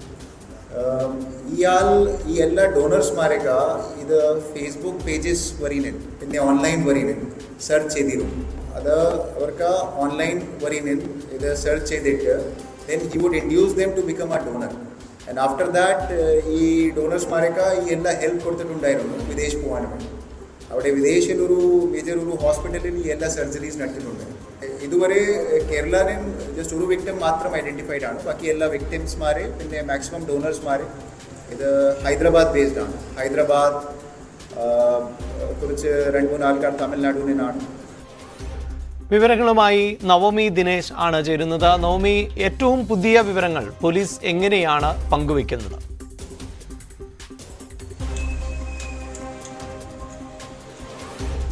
അഭിലാഷ്, നെടുമ്പാശ്ശേരി അവയവക്കടത്തുമായി ബന്ധപ്പെട്ട് നിർണായകമായൊരു നീക്കത്തിലേക്കാണ് പോലീസ് എത്തിയിരിക്കുന്നത്. ഈ അന്വേഷണ സംഘം ഹൈദരാബാദിൽ നിന്നാണ് ഈ പ്രതിയെ പിടികൂടിയിരിക്കുന്നത്. ഇതോടെ 4 പ്രതിയാണ് ഈ അവയവക്കടത്തുമായി ബന്ധപ്പെട്ട് പോലീസിന്റെ കസ്റ്റഡിയിലുള്ളത്. ആദ്യത്തെ വ്യക്തി നെടുമ്പാശ്ശേരി എയർപോർട്ടിൽ നിന്നും പിടിയിലായ സാബിത്ത്. മറ്റൊരാൾ, രണ്ടാമത്തെ പ്രതി സാബിത്തിന്റെ മൊഴിയുടെ അടിസ്ഥാനത്തിൽ നിന്നും മനസ്സിലായത് ഇറാനിൽ തന്നെയുള്ള മധു. മൂന്നാമത്തെ പ്രതി ഈ കേസുമായി ബന്ധപ്പെട്ട് രണ്ടാമത് അറസ്റ്റിലാകുന്ന സജിത് ശ്യാം. ഇവർ 3 പേരുമാണ് ഇവർ 2 പേരുമായിരുന്നു പോലീസിന്റെ കസ്റ്റഡിയിൽ ഉണ്ടായിരുന്നത്. പിന്നീട് ഇവരിൽ നിന്നും നടത്തിയ കൂടുതൽ തെളിവെടുപ്പിൽ വിശദാംശങ്ങളുമായ മൊഴിയെടുപ്പിൽ നിന്നുമാണ് ഈ ഹൈദരാബാദ് വിജയവാഡ സ്വദേശിയായ ഈ വ്യക്തിയെ കൂടി, പ്രതാപനെ കൂടി പോലീസ് അറസ്റ്റ് ചെയ്യുന്നത്. എന്തായാലും അന്വേഷണ സംഘം ഈ കേസുമായി ബന്ധപ്പെട്ട് നടത്തിയ ഒരു വിശദമായ അന്വേഷണം, വലിയൊരു അന്വേഷണ സംഘത്തെ തന്നെ രൂപീകരിക്കുകയും പലയിടങ്ങളിലേക്ക് സംഘങ്ങളായി തിരിഞ്ഞുള്ള ഒരു അന്വേഷണമായിരുന്നു പിന്നീട് ആലുവ റൂറൽ എസ്.പിയുടെ ഒപ്പമുണ്ടായിരുന്ന പോലീസ് സംഘം നടത്തിയത്. ഈ ഹൈദരാബാദിൽ ഹോട്ടലിലെ റൂമിൽ ഒളിവിൽ താമസിക്കുകയായിരുന്നു പ്രതാപൻ. അവിടെ നിന്നുമാണ് പോലീസ് പിടികൂടിയത്. ഈ പ്രതാപനാണ് ഇന്ത്യയിൽ നിന്നുള്ള ദാതാക്കളെ കണ്ടെത്തി ഇറാനിലേക്ക് അയക്കുന്നത്. ഈ ദാതാക്കൾക്ക് വേണ്ടി അത് ഓൺലൈനിലൂടെയാണ് ഇയാൾ കണ്ടെത്തുന്നത്. അതിനുവേണ്ടി ഒരു പ്രത്യേക ഗ്രൂപ്പ് വരെ ഇവർ ക്രിയേറ്റ് ചെയ്തിട്ടുണ്ട് എന്നും അന്വേഷണ സംഘത്തിന് മനസ്സിലാകുകയും ചെയ്തു. ആദ്യം ഈ പ്രതാപൻ ചെയ്തത് സ്വന്തം വൃക്ക അല്ലെങ്കിൽ ഒരു അവയവം ദാനം ചെയ്യാൻ വേണ്ടിയിട്ടായിരുന്നു ഈ സംഘവുമായി ബന്ധപ്പെട്ട് ഇറാനിൽ എത്തിയത്. പക്ഷേ ചില ആരോഗ്യ പ്രശ്നങ്ങൾ ഉള്ളതിനാൽ അവയവം ദാനം നൽകാൻ കഴിയില്ല എന്ന് മനസ്സിലാകുകയും ചെയ്തു. പിന്നീടാണ് ഇതിലുള്ള വലിയൊരു ശൃംഖലയെ പറ്റിയും ഇതിലൂടെ ആളുകളെ കണ്ടെത്തി അവയവദാനത്തിന് എത്തിച്ചു കഴിഞ്ഞാൽ തനിക്ക് വലിയൊരു തുക സാമ്പത്തികമായി ലഭിക്കുമെന്ന് മനസ്സിലാക്കുകയും ചെയ്തു. ഇതിനെ തുടർന്നാണ് പ്രതാപൻ പിന്നീട് ഒരു ഓൺലൈനിലായി ഒരു ഗ്രൂപ്പ് ക്രിയേറ്റ് ചെയ്യുകയും അതിലൂടെ ആളുകളെ ഈ പൈസയുടെ, അതായത് ഈ നിർധനരായ കുടുംബത്തിലെ ആളുകളിൽ നിന്നായിരിക്കും കൂടുതൽ ഇവരെ കേന്ദ്രീകരിച്ചുള്ള ഒരു അവയവക്കടത്താണ് ഇവർ ഉദ്ദേശിക്കുന്നത്. അവരിലേക്ക് ഈ 6 ലക്ഷം രൂപ വരെയാണ് ഇവർക്ക് നൽകുന്നത്. ഈ തുക കൊടുക്കുകയും ഈ അവയവം സ്വീകരിക്കുന്ന വ്യക്തിയിൽ നിന്നും 60 ലക്ഷം രൂപ വാങ്ങുകയും ചെയ്യും. ബാക്കിയുള്ള തുക, അതായത് ഈ 6 ലക്ഷം രൂപ അവയവം നൽകുന്ന വ്യക്തിക്ക് കൊടുത്തു കഴിഞ്ഞാൽ ബാക്കിയുള്ള തുകയെല്ലാം ഇവർക്ക് സ്വന്തമാണ്. ഇതാണ് ഇവർ 4 പേരും പങ്കിട്ടെടുക്കുകയും ചെയ്തിട്ടുള്ളത്. മൊത്തം 20 പേരാണ് അന്വേഷണത്തിൽ പോലീസിന് വ്യക്തമായിട്ടുള്ളത്. അതായത് 20 പേരാണ് ഈ അവയവങ്ങൾ ദാനം ചെയ്തിട്ടുള്ളത്. പക്ഷേ ഇത് കൂടാനാണ് സാധ്യത എന്നുകൂടി പോലീസ് വ്യക്തമാക്കുന്നുണ്ട്. കേരളത്തിൽ നിന്നും ഒരാൾ മാത്രമാണ് അവയവം ദാനം നൽകിയിട്ടുള്ളതെന്ന് ഉറച്ചു തന്നെ പോലീസ് പറയുകയും ചെയ്തിട്ടുണ്ട്. എന്തായാലും ഈ കേസുമായി ബന്ധപ്പെട്ട ഒരു നിർണായകമായ അന്വേഷണത്തിൽ എത്തി നിൽക്കുകയാണ് പോലീസ് സംഘം. ഈ പ്രതാപനിൽ നിന്നും കൂടുതൽ ചോദ്യം ചെയ്യലുകൾ ആവശ്യമുണ്ട്. കൂടുതൽ വിവരങ്ങൾ പോലീസിന് ലഭിക്കേണ്ടതുണ്ട്. ഈ കേരളത്തിൽ നിന്നും ഒരാൾ മാത്രമാണ്, അത് പാലക്കാട് സ്വദേശിയായ ഷമീർ മാത്രമാണ്.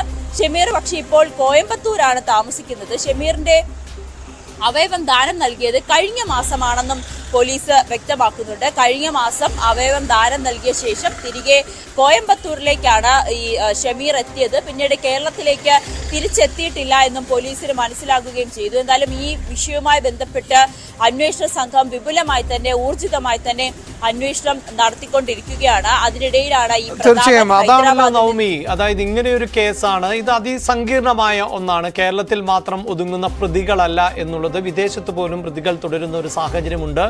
ഒപ്പം ഇത് മെഡിക്കൽ രംഗവുമായി ബന്ധപ്പെട്ട ഒന്നാണ്. പലപ്പോഴും മെഡിക്കൽ ബോർഡിൻ്റെയൊക്കെ കൂടുതൽ സഹായം പോലും വേണ്ടിവരുന്ന സംഭവങ്ങൾ ഉണ്ടാകാറുണ്ട്. അതുകൊണ്ട് തന്നെ ഈ ഓരോ പ്രതിയിലേക്കും എത്തുന്നു, അല്ലെങ്കിൽ കൂടുതൽ ആളുകളിലേക്ക് എത്തുന്നു. അങ്ങനെ സ്റ്റെപ്പ് ബൈ സ്റ്റെപ്പായി പോലീസ് മുന്നോട്ട് പോകുമ്പോൾ ഓരോ സ്റ്റെപ്പുകളും എത്രത്തോളം പ്രധാനപ്പെട്ടത് എന്നാണ് പോലീസ് പറയുന്നത്.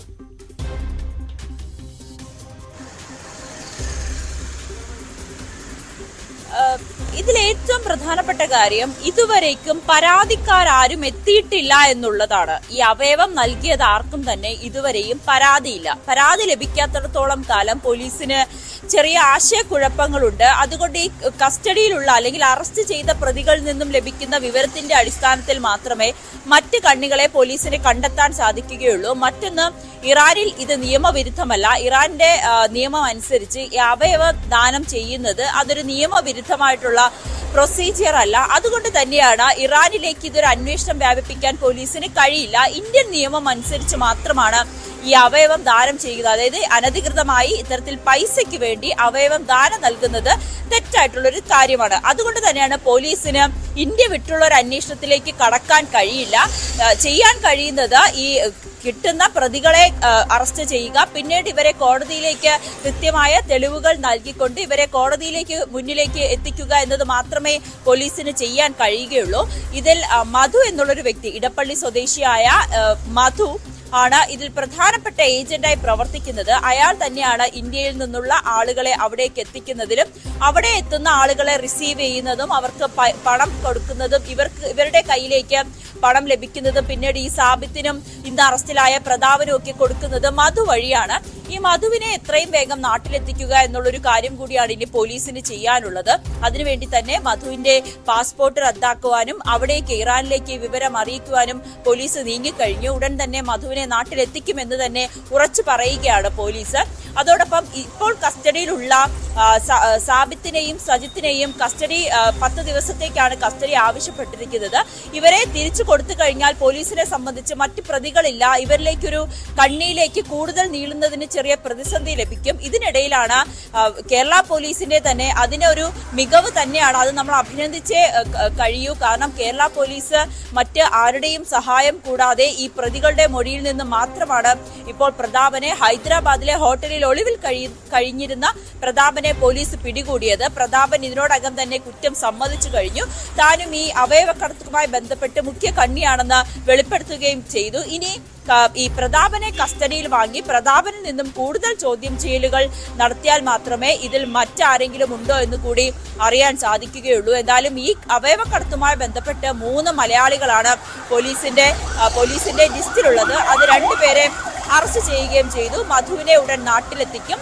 മറ്റൊന്ന്, ഇപ്പോൾ അറസ്റ്റിലായ പ്രതാപനാണ്. പ്രതാപൻ ഹൈദരാബാദ് സ്വദേശിയാണ്. എന്തായാലും മറ്റൊരു കാര്യം കൂടി പോലീസ് റൂറൽ SP പറഞ്ഞിട്ടുണ്ട്. അതായത് ഈ അവയവക്കടത്തുമായി ബന്ധപ്പെട്ട് കേരളത്തിലെ ചില ആശുപത്രികളെ കേന്ദ്രീകരിച്ചുള്ള ഒരു അന്വേഷണവും പോലീസിന്റെ ഭാഗത്ത് നടക്കുന്നുണ്ട്. അതിൽ ഒരു ഹോസ്പിറ്റൽ, അത് ഏത് ഹോസ്പിറ്റലാണെന്ന് പേര് വെളിപ്പെടുത്താൻ അദ്ദേഹം തയ്യാറായിട്ടില്ല. ഒരു ഹോസ്പിറ്റൽ, അതിനെക്കുറിച്ചുള്ള കൂടുതൽ വിവരങ്ങൾ ശേഖരിക്കുകയാണ്. അവയവക്കടത്തുമായി ബന്ധപ്പെട്ട് ആ ആശുപത്രിക്ക് പങ്കുണ്ടോ എന്നതിൽ ഒരു അന്വേഷണം നടക്കുന്നുണ്ട്. അങ്ങനെ ഒരു നിരീക്ഷണ പരിധിയിലാണ് ആ ആശുപത്രി. മറ്റൊരു കാര്യം, ഹൈദരാബാദ്, ഡൽഹി അടക്കമുള്ള ചിലയിടങ്ങളിൽ കൂടി ചില ഹോസ്പിറ്റലും അന്വേഷണ പരിധിയിലുണ്ട്. ഇവർക്കും ഈ ഇറാനിലെ അവയവക്കടത്തുമായി ബന്ധപ്പെട്ട് ചെറിയ പങ്കുണ്ടെന്ന് തന്നെ പോലീസ് ഉറച്ചു വിശ്വസിക്കുന്നുണ്ട്. അങ്ങനെയാണെങ്കിൽ തീർച്ചയായും കേരള പോലീസ് ഊർജിതമായ അന്വേഷണമാണ് നടത്തുന്നത്. ഓരോ പ്രതികളിലേക്കും എത്താൻ സാധിക്കുന്നു എന്നത് പോലീസിന്റെ കരുത്ത് തന്നെയാണ് വ്യക്തമാക്കുകയും ചെയ്യുന്നത്. നവമി ദിനേശ് ആണ് വിശദാംശങ്ങൾ പങ്കുവച്ചത്.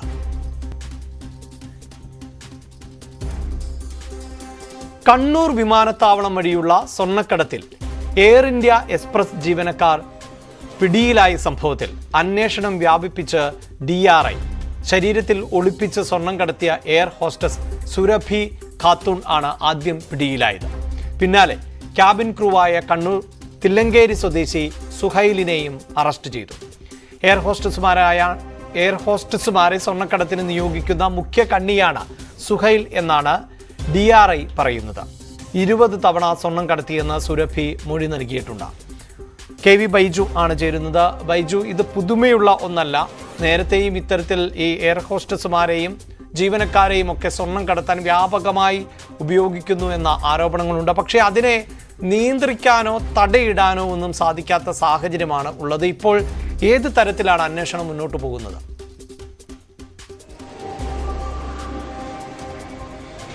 തീർച്ചയായും അഭിലാഷേ, ഈ നമ്മുടെ വിമാനത്താവളങ്ങൾ കേന്ദ്രീകരിച്ച് സ്വർണ്ണക്കടത്തുന്ന ഞെട്ടിപ്പിക്കുന്ന വിവരങ്ങളാണ് ഇപ്പോൾ പുറത്തു വരുന്നത്. അതിൽ ഏറ്റവും ഒടുവിലെത്തുന്നത് കണ്ണൂർ. ഇതിൽ പ്രധാനമായും DRI ഉദ്യോഗസ്ഥർ പറയുന്നത് ഒരു വിമാന കമ്പനിയിലെ തന്നെ ജീവനക്കാർ അവരെ ഉപയോഗിച്ച് സ്വർണം കടത്തുന്ന സംഭവം രാജ്യത്ത് തന്നെ ആദ്യമായാണെന്നാണ്. ഏതായാലും ഈ കൊൽക്കത്ത സ്വദേശിയായ സുരഭി ഇത്തരത്തിൽ സുരഭിയെ പിടികൂടിയതോടുകൂടിയാണ് ഇതിന്റെ വലിയ ഇത്തരത്തിലുള്ള ഞെട്ടിക്കുന്ന വാർത്തകൾ വിവരങ്ങൾ DRIക്ക് ലഭിക്കുന്നത്. ഇതിൽ ഏറ്റവും പ്രധാനം ഈ DRIയിൽ ഈ വിമാനത്താവളത്തിൽ തന്നെ ജോലി ചെയ്യുന്ന 10 വർഷമായി ജോലി ചെയ്യുന്ന തില്ലങ്കേരി സ്വദേശിയായ സുഹൈലാണ് ഇത്തരത്തിൽ ഇവരെ നിയന്ത്രിക്കുന്ന ഒരു കണ്ണിയായി പ്രവർത്തിച്ചതെന്നാണ്. ഏതായാലും ഈ സുരഭിയെ ചോദ്യം ചെയ്തതോടുകൂടി ഈ വിവരങ്ങളെല്ലാം പുറത്തറിഞ്ഞു. സുരഭി 20 കിലോയോളം സ്വർണം ഇത്തരത്തിൽ നിരവധി തവണയായി 20 കിലോ സ്വർണം കടത്തിയെന്നാണ് DRI ഉദ്യോഗസ്ഥർക്ക് മൊഴി നൽകിയിരിക്കുന്നത്. അത് മാത്രമല്ല ഈ സുഹൈലിന്റെ നേതൃത്വത്തിൽ പല ഇത്തരത്തിലുള്ള എയർ ഹോസ്റ്റേഴ്സുമാരും ഇത്തരം ജീവനക്കാരും ഇതിൽ കണ്ണികളായിട്ടുണ്ട് എന്നാണ് ഇവരുടെ വെളിപ്പെടുത്തൽ. ഏതായാലും ഈ അന്വേഷണം കൂടുതൽ വ്യാപിപ്പിക്കാൻ തന്നെയാണ് DRI ഉദ്യോഗസ്ഥർ തീരുമാനിച്ചിട്ടുള്ളത്. കാരണം പ്രധാനമായും ഈ വിമാന കമ്പനി ജീവനക്കാർ ഇത്തരത്തിൽ സ്വർണം കടത്തുന്നതിന്റെ കണ്ണികളായി ഉണ്ട് എന്ന വിവരം പുറത്തു വന്നതോടുകൂടി അന്വേഷണം വ്യാപിപ്പിക്കാൻ തന്നെയാണ് തീരുമാനം. എന്തായാലും ഈ സുരഭിയെ 14 ദിവസത്തേക്ക് റിമാൻഡ് ചെയ്തിട്ടുണ്ട്. സുരഭിയെ ചോദ്യം ചെയ്തതിൽ നിന്നാണ് സുഹൈലിലേക്ക് എത്തുന്നത്. ഏറ്റവും ഒടുവിലായി സുഹൈൽ പിടിയിലാകുന്നത്. ഈ സുഹൈൽ ഇത്തരത്തിൽ നിരവധി ആൾക്കാരെ ഉപയോഗിച്ച് ഇത്തരത്തിൽ സ്വർണം കടത്തിയെന്ന വിവരത്തിന്റെ അടിസ്ഥാനത്തിലാണ് ഇപ്പോൾ അന്വേഷണം വ്യാപിപ്പിക്കാൻ തീരുമാനിച്ചത്. ഏതായാലും കഴിഞ്ഞ വർഷം മാർച്ചിൽ കൊച്ചിയിൽ നിന്നും ഇത്തരത്തിലുള്ള ഒരു സ്വർണം പിടിക്കുന്ന കേസുണ്ടായിരുന്നു. വിമാന കമ്പനിയിലെ ജീവനക്കാരൻ തന്നെ, അതായത് വയനാട് സ്വദേശി ഷാഫിയാണ് ഇത്തരത്തിൽ അറസ്റ്റിലായത്. ഈ ഇപ്പോഴത്തെ സംഭവം നോക്കിയാൽ വിമാന കമ്പനിയിലെ ജീവനക്കാർ തന്നെ നിയന്ത്രിക്കുന്ന ഒരു റാക്കറ്റ് ഇതിൽ മുന്നിൽ പ്രവർത്തിക്കുന്നുണ്ടെന്ന് വേണം കരുതാൻ. അതേതായാലും വളരെ ഗൗരവത്തോടു കൂടി തന്നെയാണ് DRI എടുത്തിട്ടുള്ളത്. അതുകൊണ്ട് തന്നെയാണ് അന്വേഷണം കൂടുതൽ വ്യാപിപ്പിക്കാനും തീരുമാനിച്ചിട്ടുള്ളത്. ഏതായാലും ഈ സുരഭി 20 കിലോ സ്വർണം നിരവധി തവണയായി കടത്തിയെന്ന വിവരം ലഭിച്ചു. അങ്ങനെയാണെങ്കിൽ ഇത് കൂടുതൽ പേർ ഇതിന് പിന്നിലുണ്ട് എന്ന് തന്നെയാണ് DRI ഉദ്യോഗസ്ഥർ കരുതുന്നത്. അതുകൊണ്ട് ഇത്തരത്തിൽ അന്വേഷണം വ്യാപിപ്പിക്കാനും DRI തീരുമാനിച്ചത് അതുകൊണ്ട് തന്നെയാണ്. എന്തായാലും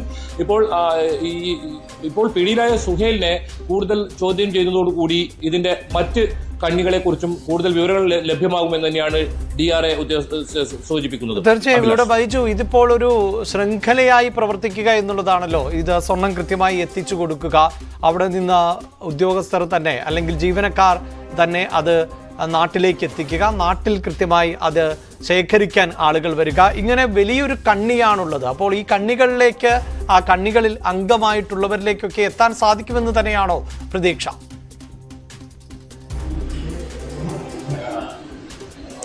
തീർച്ചയായും അത് തന്നെയാണ് DRI ഉദ്യോഗസ്ഥരുമായി ബന്ധപ്പെട്ടപ്പോൾ നമുക്ക് ലഭിക്കുന്ന വിവരം. കാരണം അഭിലാഷ് സൂചിപ്പിച്ചതുപോലെ തന്നെ ഇതിൽ വലിയൊരു റാക്കറ്റ് ഇതിൽ പ്രവർത്തിക്കുന്നുണ്ട്. അതിൽ ഏറ്റവും പ്രധാനം ഈ വിമാന കമ്പനിയിലെ ജീവനക്കാർ തന്നെ ഇത്തരത്തിൽ ഇതിന്റെ നിയന്ത്രിക്കുന്ന ആൾക്കാരായി മാറുന്നു എന്നാണ്. ഞാൻ നേരത്തെ പറഞ്ഞതുപോലെ തന്നെ സുഹൈലാണ് ഇവരെ നിയന്ത്രിക്കുന്നതിൽ ഏറ്റവും മുഖ്യ കണ്ണിയായി പ്രവർത്തിച്ചിരുന്നത്. അയാളെ ഈ സുരഭിയെ ചോദ്യം ചെയ്തതിൽ നിന്നാണ് ഇത്തരം വിവരങ്ങളൊക്കെ ഈ DRIക്ക് ലഭിക്കുന്നതും. ഏതായാലും സുഹൈലിനെ കൂടുതൽ ചോദ്യം ചെയ്യുന്നതോടുകൂടി ഇതിൽ ആരൊക്കെ മറ്റ് ഇത്തരത്തിൽ വിമാന കമ്പനിയുടെ ഉദ്യോഗസ്ഥർ ഇതിൽ ഉണ്ട് എന്ന കാര്യത്തിലും ഒരു DRIക്ക് ഏതായാലും കുറച്ച് വിവരങ്ങളൊക്കെ ഇവർക്ക് ലഭിച്ചിട്ടുണ്ടെന്നാണ് നമുക്ക് മനസ്സിലാക്കാൻ സാധിക്കുന്നത്. അതുമായി ബന്ധപ്പെട്ട അന്വേഷണവും DRIയുടെ ഭാഗത്തു നിന്നും ആരംഭിച്ചിട്ടുണ്ടെന്നാണ് നമുക്ക് മനസ്സിലാക്കാൻ സാധിക്കുന്നത്. എന്നാലും വരും ദിവസങ്ങളിൽ കൂടുതൽ പേരെ ഇത്തരത്തിൽ അറസ്റ്റ് ചെയ്യുന്നത് ഉൾപ്പെടെയുള്ള നടപടികളിലേക്ക് DRI കടക്കും.